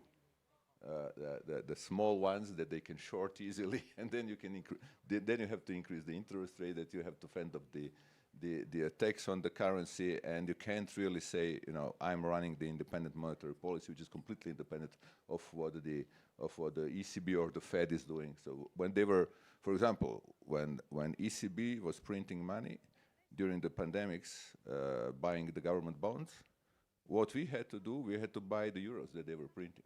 So we were doing a QE, simply buying a different kind of the asset, not the government bonds, but the foreign exchange.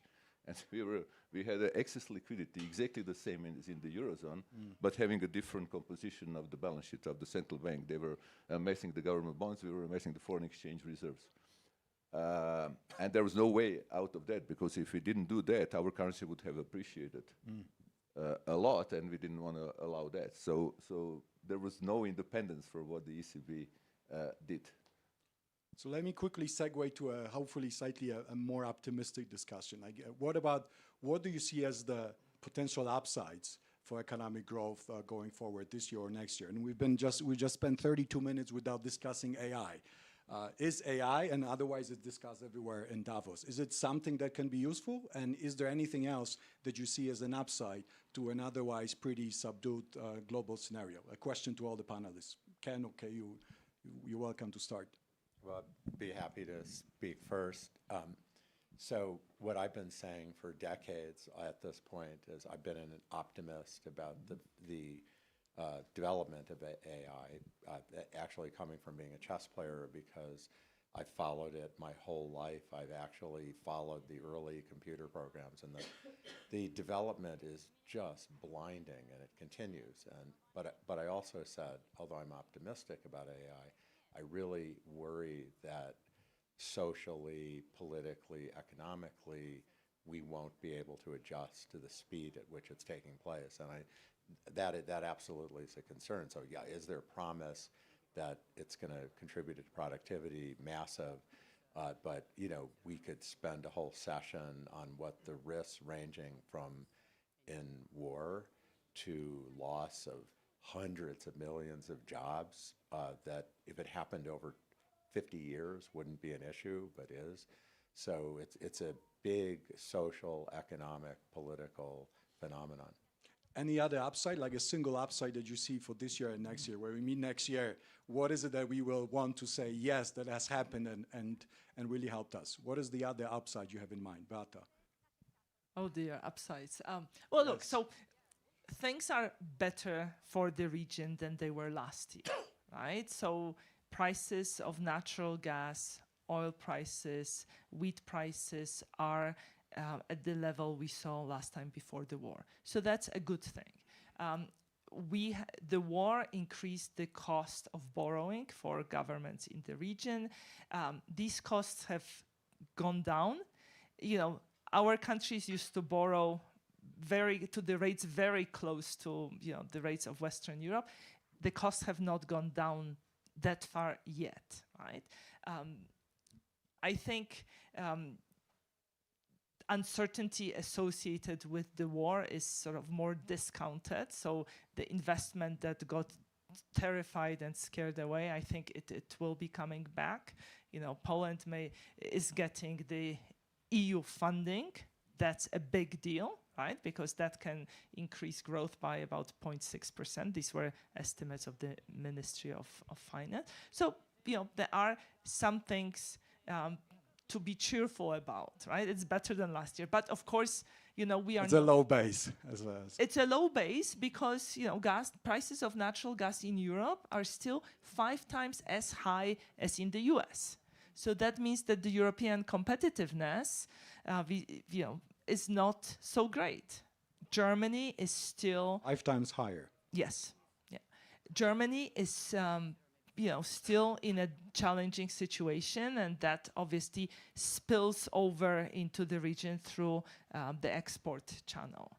And of course, the situation in the Middle East and the disruptions to shipping could potentially send energy prices up and bring inflation back, right? So inflation is down, but it is the easy part of bringing down inflation has happened. But the core inflation is still substantial. Thank you, Kayu. So what's your top upside for this year, China or the world? Well, it's straying a little bit away from economics, but tightly linked. I think the U.S. and Chinese leadership is recalibrating their relationship going forward. True. I think they were learning from each other, what these policies meant, how we should re-engage and compete, but also keep. I think they're lots of subtle messages sent. Look at the Xi-Biden summit. Anthony Blinken just talked in front of everybody some of the positive things that China did in collaboration with the U.S.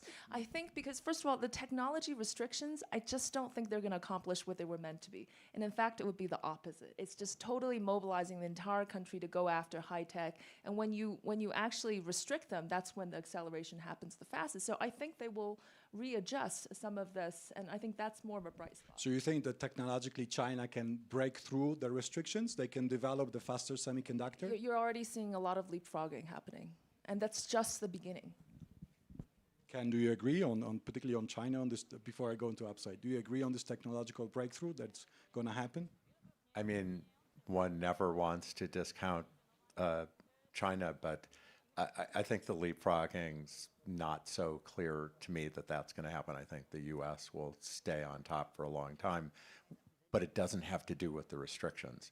It has to do with the fact that the way that technological progress happens is that people who had the last ideas are the ones you want to be around for the next ideas. And so the U.S., has some lead there.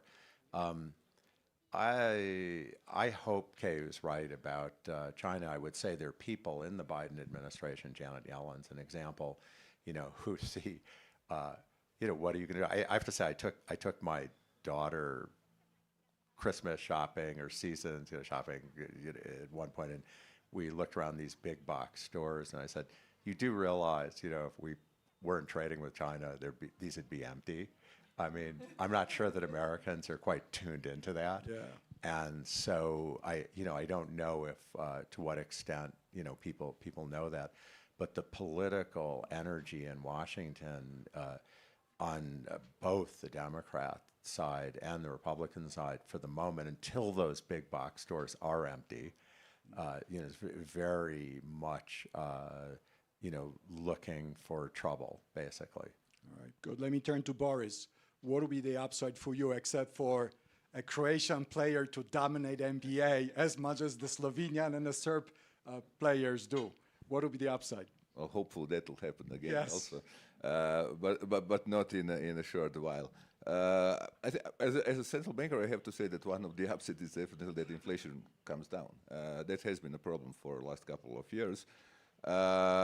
And also, I think that in Europe, in Eurozone, and in Croatia, the same. But Croatia will grow at a much higher level, but the domestic consumption will go up. I think we will see, because the inflation rate is coming down, that the real incomes are going up now, and that's where we expect to see more of the contribution of the personal consumption to the growth. And the companies as well in Europe are large companies, are cash rich still. They can invest if they see the opportunity. They are not so dependent on the SMEs are dependent quite a lot on the bank financing, and they have been hurt by the increasing costs of borrowing. But large companies, no, we talk to them and they say, no, we're ready. They just have to see the demand, and then they have kind of lost the faith in demand over the last year with the sluggish growth. But as soon as they see the opportunities worldwide, and we expect that the growth will go up, I think you will see more investments in Europe coming. And for the technological change, I have always been a technological optimist. I think that technology over the long history has always solved problems and helped us increase the productivity. How fast, for example, the AI translates into the real increase in the that I don't know. That may take time, but I think it will definitely be a boost for the long-term growth of productivity. On technology, Boris is very savvy. He does not even give out business cards anymore. He shares his WhatsApp scan code. So there you are. Just one quick question. That's also green policy. Oh, yes. One quick question. You mentioned that the euro is the world currency. I have a question to Keio. Is yuan becoming a global currency? Will it become one? Well, that is the ambition, but obviously it will be very, very challenging because, it also relates to the financial depth of the country, and that's obviously a very, very lagging situation. That said, the offshore currency, CNH, is actually, freely tradable, convertible, and it's actually used. I think there's a big parallel movement among the BRICS economies that will increase the usage of RMB, but that's, maybe a few percentage points larger, just not big enough in scale. Yes? Yes, if I could come on this. We analyze the currencies that are used to invoice Russian imports. And what you see is, like, when you look at imports from China, 10 years ago, 10% of those imports were invoiced in the Chinese currency. Now it's 2/3. But what's more interesting is that Chinese currency is used as a vehicle currency. So third countries are invoicing their exports to Russia in yuan. And that's something that, is not visible in the data prior to the war. Who is doing that? Well, these are countries that are not participating in sanctions, and these are countries that have swap lines with the People's Bank of China. And this invoicing in yuan is done particularly enthusiastically for trade flows that could be connected to sanctioned goods. It's a nice way to put it, Bata. Yes, very diplomatic. The audience, are you still with us? Raise your hand if you're still with us. Yes? Okay, very good then. Let me quickly move to the second part of our discussion. I've asked you earlier to tell us what are your top 3 solutions to make the global economic growth more resilient, more inclusive, more green. What would it be? Let me start from Ken. Well, I don't know if I have 3, but I think that certainly something that comes out of Davos and been for a long time is the rich countries are spending on green transition. Europe very consciously through thoughtful policies. The United States, somewhat through luck, has been getting greener. I mean, the Inflation Reduction Act's a tiny piece of it. It's actually, parenthetically, our oil production's at an all-time peak now. But emerging markets and developing economies, what's the plan? So you see the World Bank releases and the International Energy Agency. This is how much green investment there has to be. And then I'm in some meetings. Only the private money can solve this scale. Private money is not going to solve the problem, and we've seen this movie before. I mean, if we have massive flows of private money into emerging markets and developing economies to pay for, in many cases, what is not something done for the world good, but it's not really economically good in itself. You're substituting for something legacy. And I think we need to have massive grants to the emerging markets. I have a paper about this. I actually started over the course of the years here. And I actually think we need it. I'm sorry to say, but I don't think the World Bank's the right place for this. It's just way too spread out over the map. And I frankly don't think has a great track record on this. And so I've had my name for this is the World Carbon Bank in order to facilitate this. And so I've been talking about this for a long time, and I think we need something like that. I will leave the World Bank diplomatically aside, but the question is, you've just mentioned massive grants from developed countries to developing countries, but so far it has not been working that well.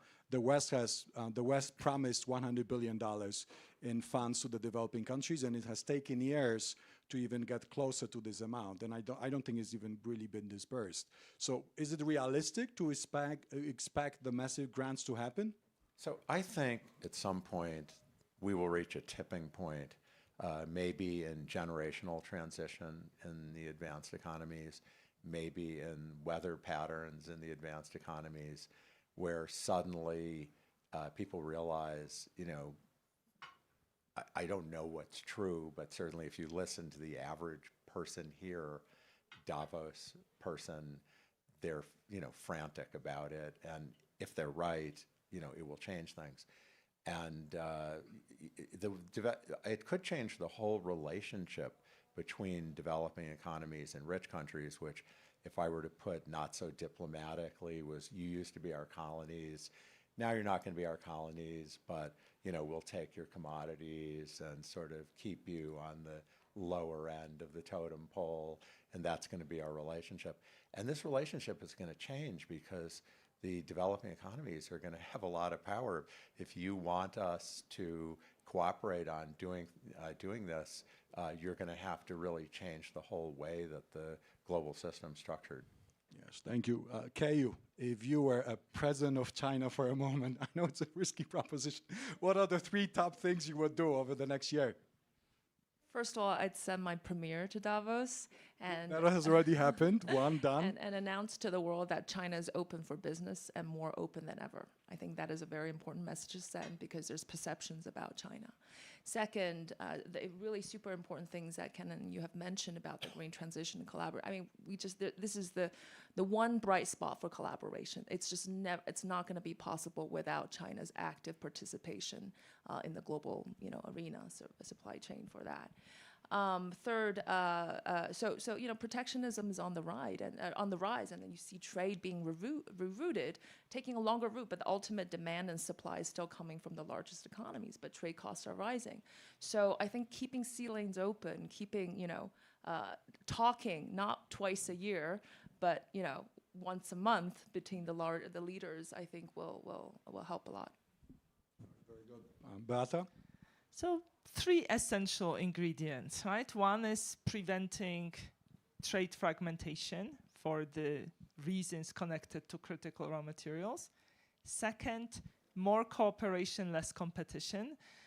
Because of the IRA, everybody in Europe is very worried about firms leaving for the US, and I worry that, you know, in Europe we will be paying not for new green investment, we will be paying firms to stay in Europe, to keep existing facilities, and that's clearly suboptimal from the global perspective, right? That's sort of the subsidy competition. And third, and perhaps most important, is bringing the people along, keeping support of the public. We just finished household survey in more than 30 countries. The good news is that if you ask people, will climate change affect today's children? In all but one country, more than half of the people agrees. So people think climate change is real.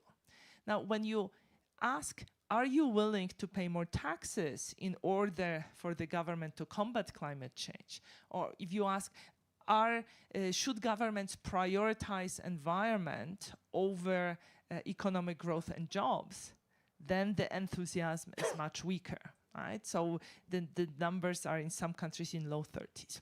So you can split people into three groups. Those who are engaged, so they believe climate change is real and they want to pay. Those who are skeptical, and those whom we call disengaged. So they think climate change is real, but they are not willing to pay. And, you know, those disengaged constitute about 30% of respondents in those surveys, which are supposed to be representative on their countries. So, you know, if there's one lesson from 30 years of reforms in Eastern Europe, it is that unless there is broad-based support for reforms, they are not going to stick. And I think we are underappreciating, you know, the need to have an honest dialogue with the public about green transition and assuring the public that, you know, people who will lose out will be taken care of. Let me have a quick follow-up question. You mentioned trade fragmentation and competition. Are you suggesting that IRA and Chinese subsidies to EVs are wrong? I am saying that there is a forum where one can talk about it, where one can challenge it, right? The WTO offers, you know, countervailing duties, anti-dumping provisions. You can challenge policies of your trading partners at the WTO, though we do need to unblock the appellate body that has been made right dysfunctional or non-functional by the US. So, you know, coming together is, I think, it's a better option than escalating the tensions.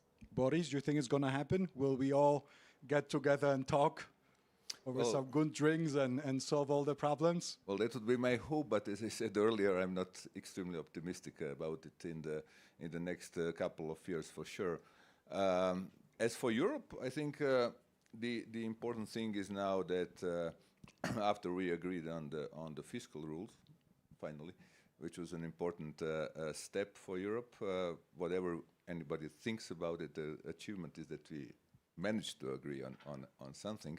I think it's very important that we continue with the project of making this asymmetric union of having a common monetary policy and 20 different national fiscal policies more coherent.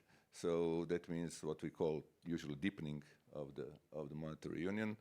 And I think now that we agreed on this, there is a chance that we push forward with the CMDI, for example, which would be another important step forward, and that we can also start to talk about further deepening of the banking union on some ways to talk about the EDIS. I think that the crisis that we saw in the banking system in the US and Credit Suisse have made people more aware that, you know, it's better if we do something about it before it hits us, because if it hits us without having institutions in place, it might not look very, very good. So that the awareness is there. I think it's very important for Europe to move on that front further. Also, we still miss a private risk-sharing capacity in Europe. It's weak. We have broadened the public risk sharing after the Eurozone crisis with ESM and other things, but the private risk sharing is still very, very limited, and we have to push forward with the capital markets union to have more of it for the next round of the crisis. And then, of course, I always say the structural reforms are the key. You know, they increase the competitiveness. The good thing about the NGU, for example, which deals to some extent also with the issues of the NGU, as in the new generation. Yes, next generation funds. EU funds. Yeah, well, they are large. This is like this was 7% of the 2020 GDP, 700, I don't know, 90 billion euros or something like that. And this is obviously an instrument, being as large as that will have an impact on both the green policies in Europe, digitalization. There will be more than 1,000 projects funded by that. But also the good thing is that it is also tied to the structural reforms that need to be done. And that is probably, in medium run, more important than the money itself. That's what our experience tells us from the times of Yugoslavia to the European cohesion funds. The reforms are more important than the money that flows in, because if it doesn't flow into the fertile ground, it just disappears and there's no use of it. And then on the world, I mean, I fully agree with Ken. When I talk to my friends, my colleagues, for example, from South Africa, Lesotho, or India, people, or okay, we can talk about China, the people that burn a lot of coal still. I mean, for them, transition without help is not realistic. It's just not. It's not that they don't understand that, but it's simply not realistic. We will need to have something like that if we want to see it happening. Before I open the floor for the audience, one follow-up question on shouldn't the EU have an NGU fund 2.0? I mean, that was the first time the EU borrowed money to help EU economies. Don't we have enough good ideas for investment in our defense, in our green transition? Should not the EU borrow again, perhaps €1 trillion, and invest it across the whole union? Well, that was kind of the idea. Let's see what happens with the NGU 1.0. If it works, then we'll certainly. Isn't it too late? We'll see it in 2030. And we're going to see it. People say, let's wait until 26. But there will be certainly a push to do some things earlier. And you know how it is in Europe. It's going to be a negotiation, north-south, how much we did, how much we can expect, and whether we should do more. Yes. But I would think that from where we are now, at the beginning of 2024, there is a likelihood that the NGU will be more of a success than skeptics thought in the beginning, and that will create a prospect for more of it. Inshallah. But in the meantime, what I'm worried about is that, as many of you know here, for instance, Germany has been spending 2% of GDP on public investment over the last 2 decades or so, and I'm not entirely certain that the new fiscal rules that have been just adopted will actually change German minds, and that's critical, obviously, for European economy. But I'll just leave you with this comment. We can have a... Germans have their own rules. In addition to the European quick comment from Ken, and then we turn to the audience. No, I just wanted to say, I think there needs to be a deepening of monetary union for it to be stable. So, you know, there was the old description of the transition to the euro that if you didn't, like a bicycle, if you don't keep riding it, you're going to fall down. I think the higher real interest rates will make negotiations harder next time there's a crisis and there's a need to have more spending, which there needs to be. And I think there's no end game where Europe doesn't become, frankly, have more political union, meaningful political union, instead of everything being a negotiation where Hungary can veto, you know, something mission critical, and then fiscal union. I mean, you know, I was saying this in the 10 years ago, longer than that. I remember giving a talk in France, and people said, "You're nuts," you know, and they said something I didn't understand, but maybe someone will know. You must be drinking wine and beer at the same time. That we're just never going to do this. But I think if it doesn't happen, if there isn't a deepening, it won't be so easy to handle the next crisis. And precisely because real interest rates are higher it's going to make those negotiations, which were already difficult when money seemed free, really hard. It's a good point, indeed, and I think those also goes about the fiscal rules that we're discussing, to what extent we can actually go forward with the old, still I think largely old-fashioned fiscal rules, given that globally, as the World Bank has calculated, we need to invest at least $3 trillion in green transition globally. But anyway, we have 15 minutes left. Let's open it up to the audience. There's 4 questions. I'll start from the lady in the back, if we can get a mic, and then from a gentleman.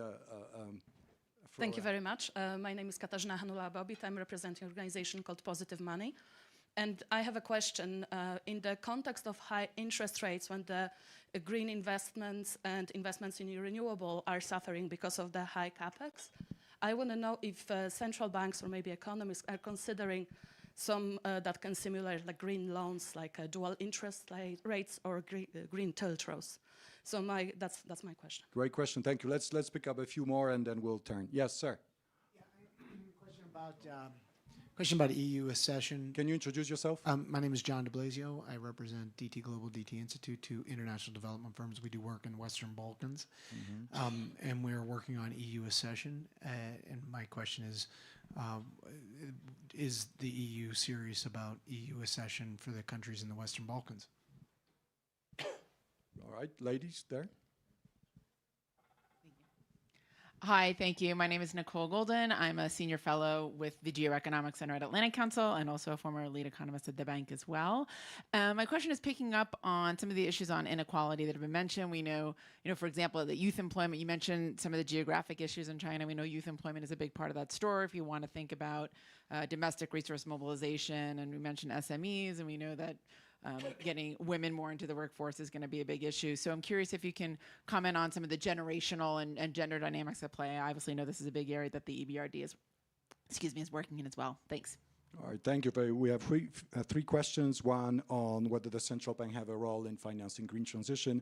The second one on EU accession. I don't know if anyone wants to pick up that one. And the third one on inequality of unemployment and the sort of the labor market situation. Anyone wants to pick it up? Let me start with the first question on the green financing.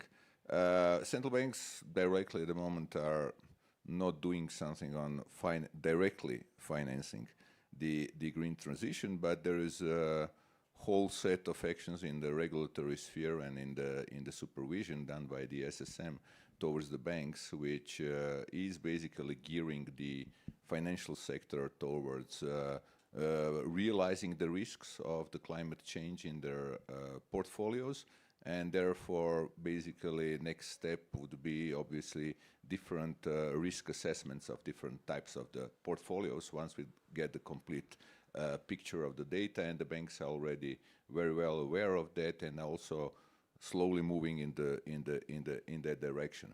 But the kind of a mitigation of the higher interest rates for financing of the green projects is in Europe done through the NGEU. That's one leg. The other one is the EIB, which has now labeled itself being a green bank, and is offering a financing and there is a development bank here in Poland, which certainly cooperates with the EIB on this type of the project. So they also extend the money to all the development banks in order to help finance the green projects. Yeah. So it's not just the EIB that's lending. EBRD, we 50% of our investment last year and in the 2 years prior was directed to green areas. On the questions about lending, we have a program, so-called green credit lines, where we work with partner banks in countries of operations. I think one can think of these instruments as using subsidized interest rate. To be honest with you, I don't know the details of all of these programs, but that's potentially one lever one can pull. But there's also another lever. It turns out that people often don't know what green investments they can make. So there are some, so we found that it's helpful when together with money, you offer a menu of options. You know, here is a tried and tested technology. You know, this is a better way of heating things. This is another technology or another way of saving CO2 emissions. So providing information seems very important as well. And exactly, and on supporting women, you know, we are very active when it comes to women in business program, and you know, there are some claims that women may be affected more by green transition, and I think that would necessitate greater provision of credit specifically targeting women. And women face some obstacles. For instance, my colleagues at the EBRD did an experimental sort of research where they found that female applicants, essentially officers at the bank, were asked to score applications, and they, when the application was coming from a woman, they were asking for more collateral. So, you know, there is scope also for training officers and so on. Good, thank you. On youth unemployment, very quickly, perhaps to Keiyu. You are young but employed, but apparently a quarter of your compatriots, young Chinese, are not employed. How much does it worry you, and what would you do to change it? I think the politicians or the leaders are keeping a very, following that group of people very closely. Look, you know, they're the last to be hired and the first to go. So that's what's causing but I think more deeper issues is that there's a huge skill and education mismatch. China expanded secondary schooling, and there's 100 million college graduates, but, you know, what are they gonna do? They don't wanna line up factory, you know, on the factory production machine, but there are 25 million jobs to be waiting to be filled in manufacturing.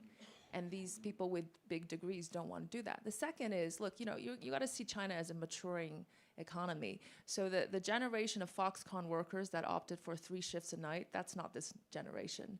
This generation has a much higher reservation wage below which they don't want to work. They prefer to lie flat, that's the new saying in China, and stay in their parents' housing. So these two, I think, are driving the youth unemployment. Yeah. Good point. One more question from a gentleman there, and 2 more.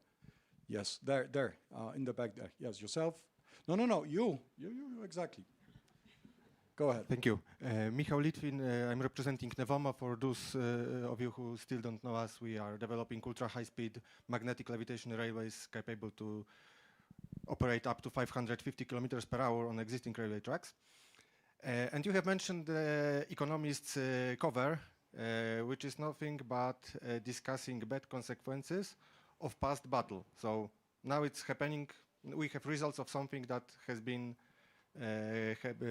executed in the past. And the question would be, shouldn't we be a bit more focused on future fields of battle, on future technologies, in order not to have similar covers on another industries in 2024, 29, 30 here in Europe? Thanks. All right, also a question about future technologies. China has already been experimenting with almost a hyperloop type of a train, 600 kilometers per hour, with, I guess, billions of dollars of investment. Question from the gentleman and here, Alesh. Thank you. My name is Thorsten Nils. I'm representing Smart and Green HG. We are working in material technologies and sustainable building. And what I'm missing on your panel is also the topic to become sustainable. We need the carbon footprint. And of course, if we have the carbon footprint, we need first the green energy. Without this, nothing is working. Not the data, not the digitalization, and not a production anywhere. So China's solution was to build more than 100 coal power plants. Other solutions have other priorities. US is working with its own gas and oil still, and we are paying in Europe the highest price for all the energy. And this is a problem we should solve first. And if we have the carbon footprint everywhere, and we offer the companies the solutions, so then we have automatically the push up in the green energy. Thank you. Last question from Aleś, and then we have last round of answers. Thank you. My name is Aleś Lechnowicz. I'm an economic advisor to Svetlana Tikhanovskaya.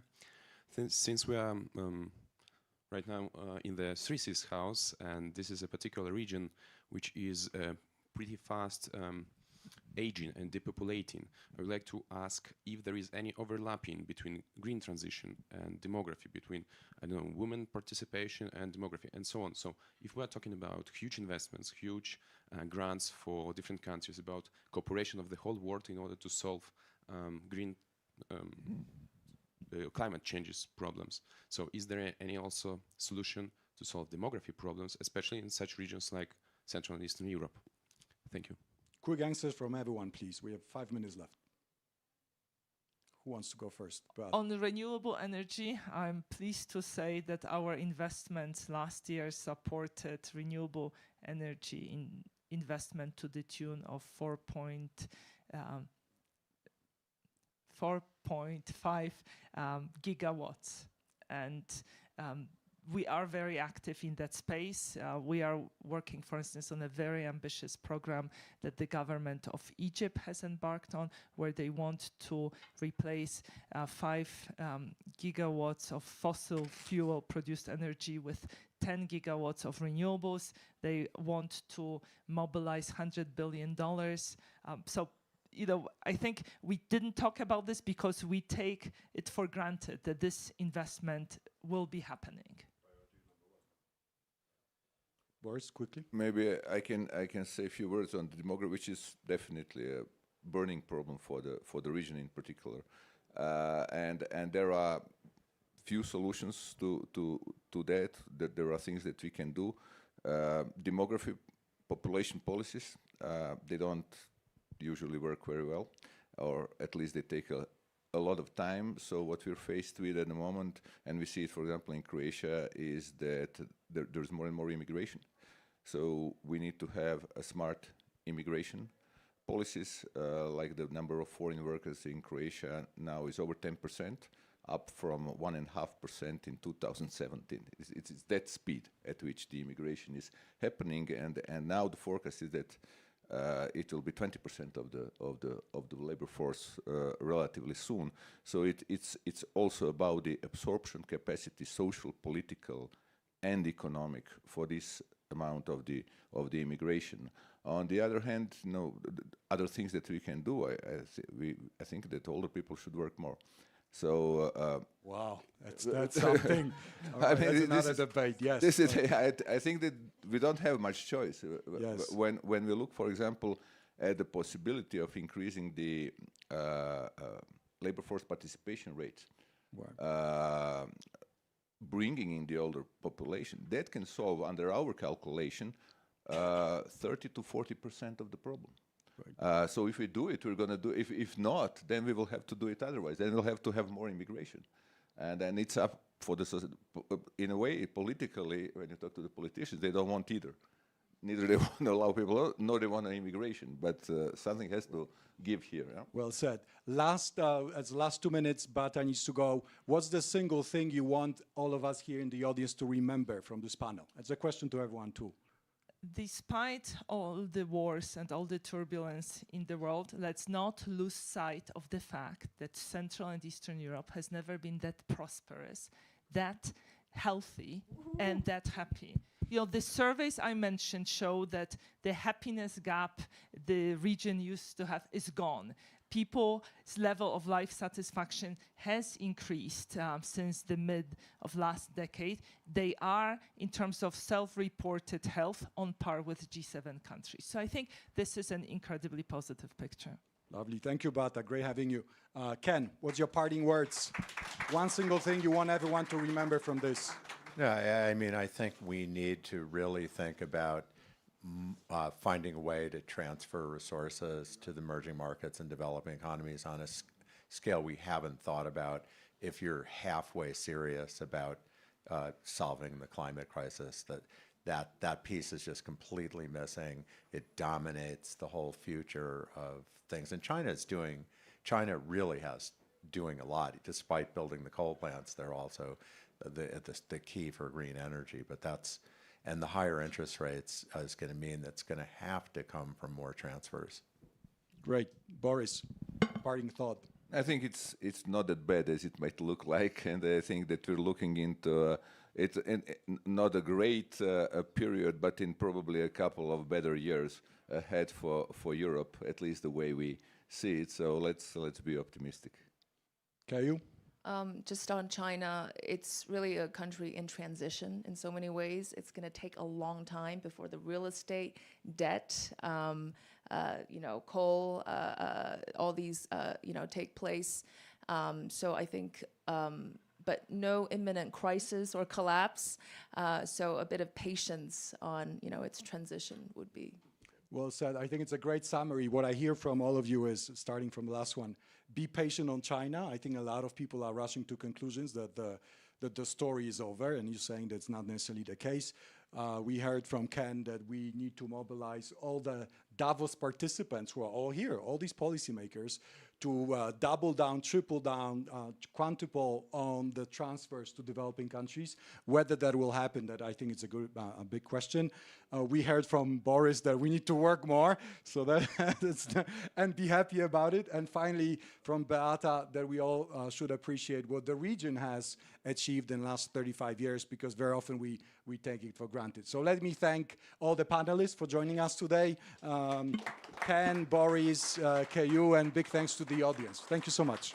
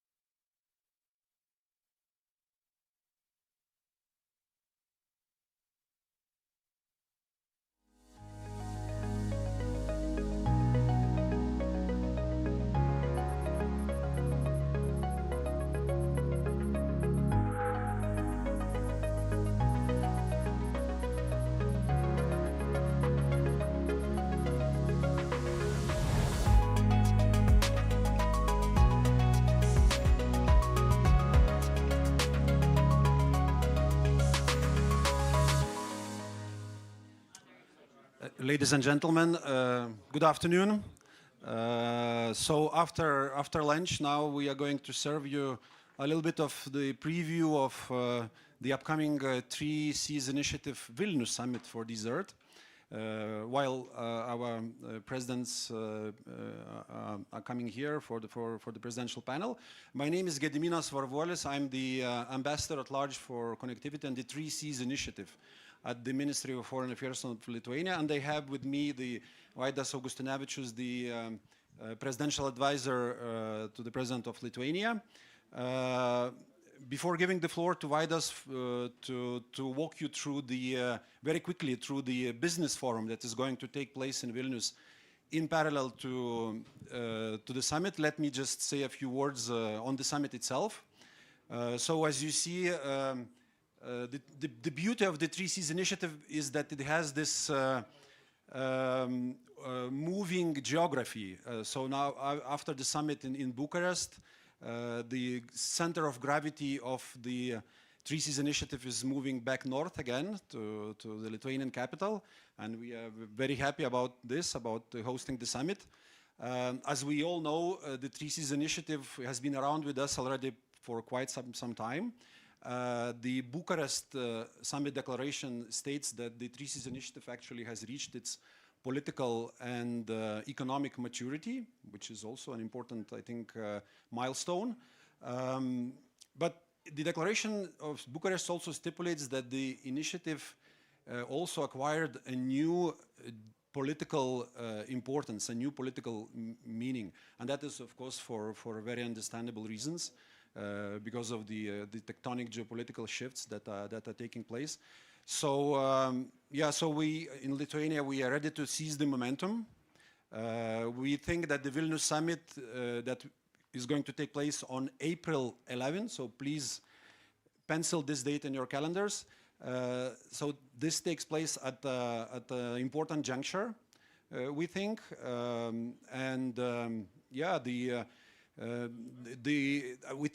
from our perspective, what will be important to achieve in Vilnius is that the Three Seas initiative not only continues to work on this infrastructure gap that still persists between the West and the East of Europe, but also becomes to be seen as a trendsetter on all the new policies that are around.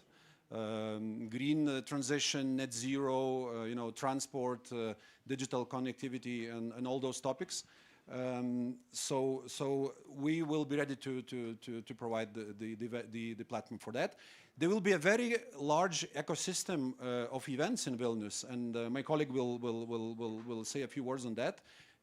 With some side events, important side events, such as the International Transport Forum that is going to take place back-to-back with the Vilnius Summit, specifically focused on Ukraine, on how the Three Seas Initiative countries can help the transport sector of Ukraine. Because we strongly believe, at least in Lithuania, but I think also across the whole three Seas capitals, that Ukraine is very much part of our DNA as a region. And I think the Vilnius summit will be appropriate moment to look into that. The summit also will be very international, with lots of participants, the strategic partners, US, Germany, European Commission, but also representatives coming from as far as Japan and other parts of the world. Also with some newcomers from the region, like Ukraine and Moldova, the new associated participating states of the initiative. So once again, I will not dwell too long because again, we have to expedite this warming up session here. But again, you are all welcome. Wait for some official information to be circulated, for some registration to be open, and see you in Vilnius. And if there is still time after what Vaidas says, maybe I can say a few words on those side events. Specifically. But now, Vaidas, please, the floor is yours. Thank you, Gediminas. Hello, ladies and gentlemen. It's my honor to present briefly the forthcoming Three Seas Summit event in Vilnius while we're waiting for excellencies. And I would like to start from the core idea of Three Seas initiatives that says that it is politically inspired and economically driven, or economically or commercially driven platform. So this is very important. This is at the heart of the Three Seas initiatives, and it is unique because especially this is a place where politicians, where decision makers are meeting business leaders to solve various problems. When we talk about politically inspired part, so of course we will hear a lot from our excellencies, and we will have arriving them at the house. Just I can say that the basic areas of discussions are repeating in the forums, and it's very important. So at first is of course building the resilience based on north-south axis. So Three Seas initiatives is from Estonia to Greece currently, and transatlantic link, which is expected to be stronger. This is another goal of Three Seas initiatives. When we speak about industries and sectors, so of course, transport link, energy, and digital areas, this is the most important for Three Seas initiatives. And smart connectivity between Three Seas countries, this is also very important, and it's based on various and real infrastructure projects. Changing situation, security situation in the region is also affecting Three Seas activities, and we see that a lot of discussions at the political level are attributed especially to the changed security situation, and where Ukraine and Moldova are also associated partners of Three Seas initiative. And of course, support to Ukraine, recovery, and reconstruction are also very important discussion points. When we speak about economically driven part, so this is a good idea because when public decision makers and private leaders making effort together, so new initiatives may arrive. It was in the past, it will be in the future. When we speak about the forthcoming Vilnius Forum, So we're expecting that new initiatives from public and private sector could emerge in cybersecurity areas, in financial technologies areas. A lot of discussion will evolve around military mobility infrastructure projects. And when we will have forum in Vilnius, so special focus will be dedicated to business meetings. We will take the whole day around in parallel to the business forum, and business companies will be able to speak to each other and to make a new partnership or extend the existing one. We expect 600 on-site public and business leaders in Vilnius Forum from Free Seas region, from Germany as a strategic partner, from United States as a strategic partner, and from associate countries and like-minded countries, over more than 20 delegations. And of course, as Mr. Ambassador mentioned, so a lot of side events, a lot of world-class speakers, and before a day, it will be a high-level dialogue on transport, which will be discussed by OECD transport ministers, and the reflection of those discussions, those solutions will be also reflected in the Free Seas Business Forum. Private and public sector leaders, we will mostly focus discussions in the business forum on 5 main tracks. So the one is net zero technologies. So if you want to make a resilient energy sector, net zero technologies must evolve, and business companies are very important in that area. Also digital innovation, cybersecurity ecosystem. So such economies as low Earth orbit economy or artificial intelligence usage for better growth. So all will be discussed as well in the Vilnius Forum. New mobility challenges as transport corridors are changing, transport routes are reshuffling. Free Seas initiatives, north-south axis is now kind of in the middle between West countries and Southeast Southeast Asia, and everything is reshuffling, and this sector, this industries must adapt to that, and routes must be adapted. And this is a very good place in Free Seas region to discuss what will be the new transport links. And finances, especially finances, will be a very important part in Vilnius Forum in Lithuania, because economy in Europe is not having its best times, and especially infrastructure investment in fixed capital formation by manufacturing companies, it's very important, and availability to finance and fulfilling the financing gap will be also very important area of new discussion. And of course, but not least, but very important, Ukraine's recovery and reconstruction. It will be also topic that will be dedicated a lot of my attention. When we speak about business-to-business session, in order to make them as probably most productive, so we are expecting that large share of the whole private companies will be allocated to 2 big blocks. So one block is related to smart connectivity and net zero industries. So net zero industries like solar technologies, heat pumps, electrolyzer, hydrogen, carbon capture, grid technologies, e-mobility, and so on. And also advanced technologies companies, which are allocated their resources to cybersecurity, cosmic technologies, lasers, quantum computing, and so on. So we expect that the biggest share of B2B meetings, which we expect to be a substantial scale, we will be between those companies, expecting that a new partnership between Free Seas countries, and Western partners and other like-minded countries, new partnership will evolve. And of course, we are proud to collaborate with a lot of international organizations, from European Commission to OECD, ITU, European Investment Bank, and all other institutions which are expected to be present in Lithuania as well. So please save a date, and this is the contact information, and we look forward everyone to meet in Vilnius, and I pass the word to Gediminas, please. Thank you, Vaidas. Thank you. Well, I think everything has already been said, and I'm looking at my watch. We are just a few minutes left before the heads of state come in. I think the words to remember for Vilnius Summit is the resilience, I think. We'll put a lot of emphasis on resilience and whatever it means. Things like military mobility, dual-use infrastructure, I think will be tremendously important to capitalize on the developments in the area of transport infrastructure and how can it work for topics like military mobility. As I said, the ecosystem of side events will be quite impressive, at least we hope so. There will be this ITF forum that we have already mentioned. There might be another side event on renewable energy, ministerial level side event. Also, I think we'll try to give more prominence to topics like cybersecurity. Hopefully we can even come up with some sort of new 3Cs initiative cyber security platform, because I think the digital infrastructure cannot evolve, separate from security issues.